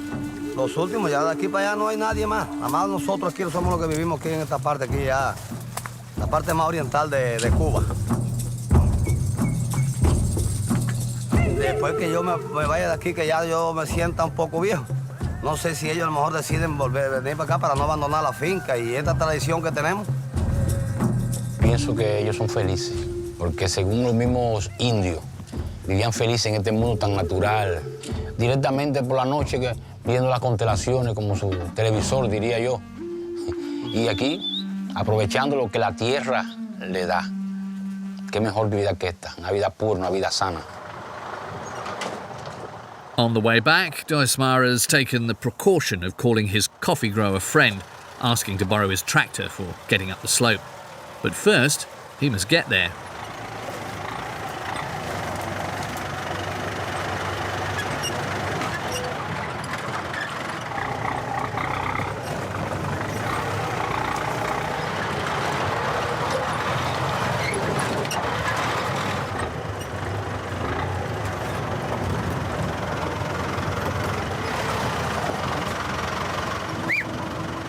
Some workers have also come as backup.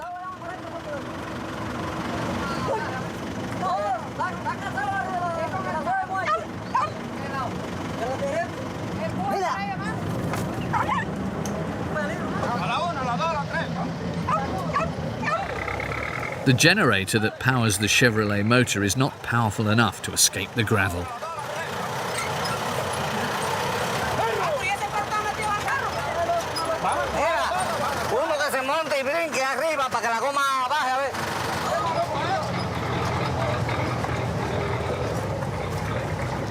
Todo el mundo en Cuba coopera, a ayudar, para colaborar en cualquier cosa que pasa. La gente viene enseguida, todo el mundo es como que se pusieran de acuerdo, todo el mundo, a ayudar. Esto es un lugar muy apartado, pero bueno, somos personas humanitarias. Nosotros somos mujeres trabajadoras, ayudamos en todo lo que sea necesario. No, somos mujeres comprometidas con la revolución también.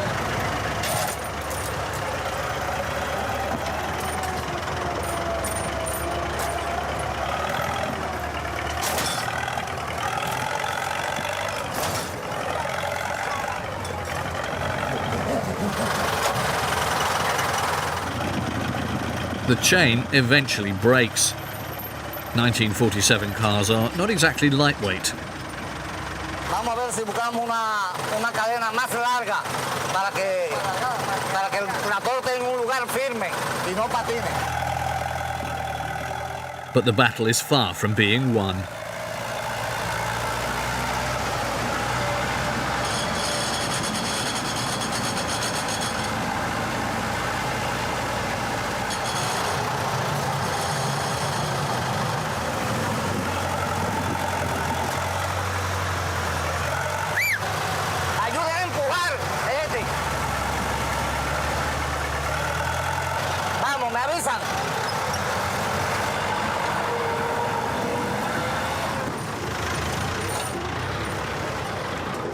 After 2 strenuous hours, the taxi driver is finally out of the woods. Este caballo.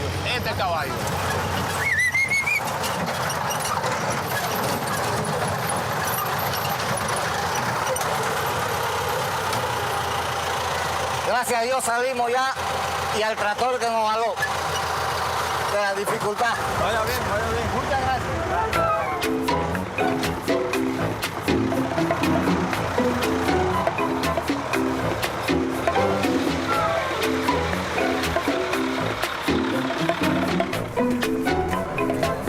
In 2014, Cubans thought they saw the light at the end of the tunnel when President of the USA, Barack Obama, and Cuban President Raúl Castro announced the re-establishment of diplomatic relations and the embargo was relaxed. Trade picked up again between these two enemies. But in 2017, Donald Trump overruled the agreement and tightened yet again the economic blockade against Cuba.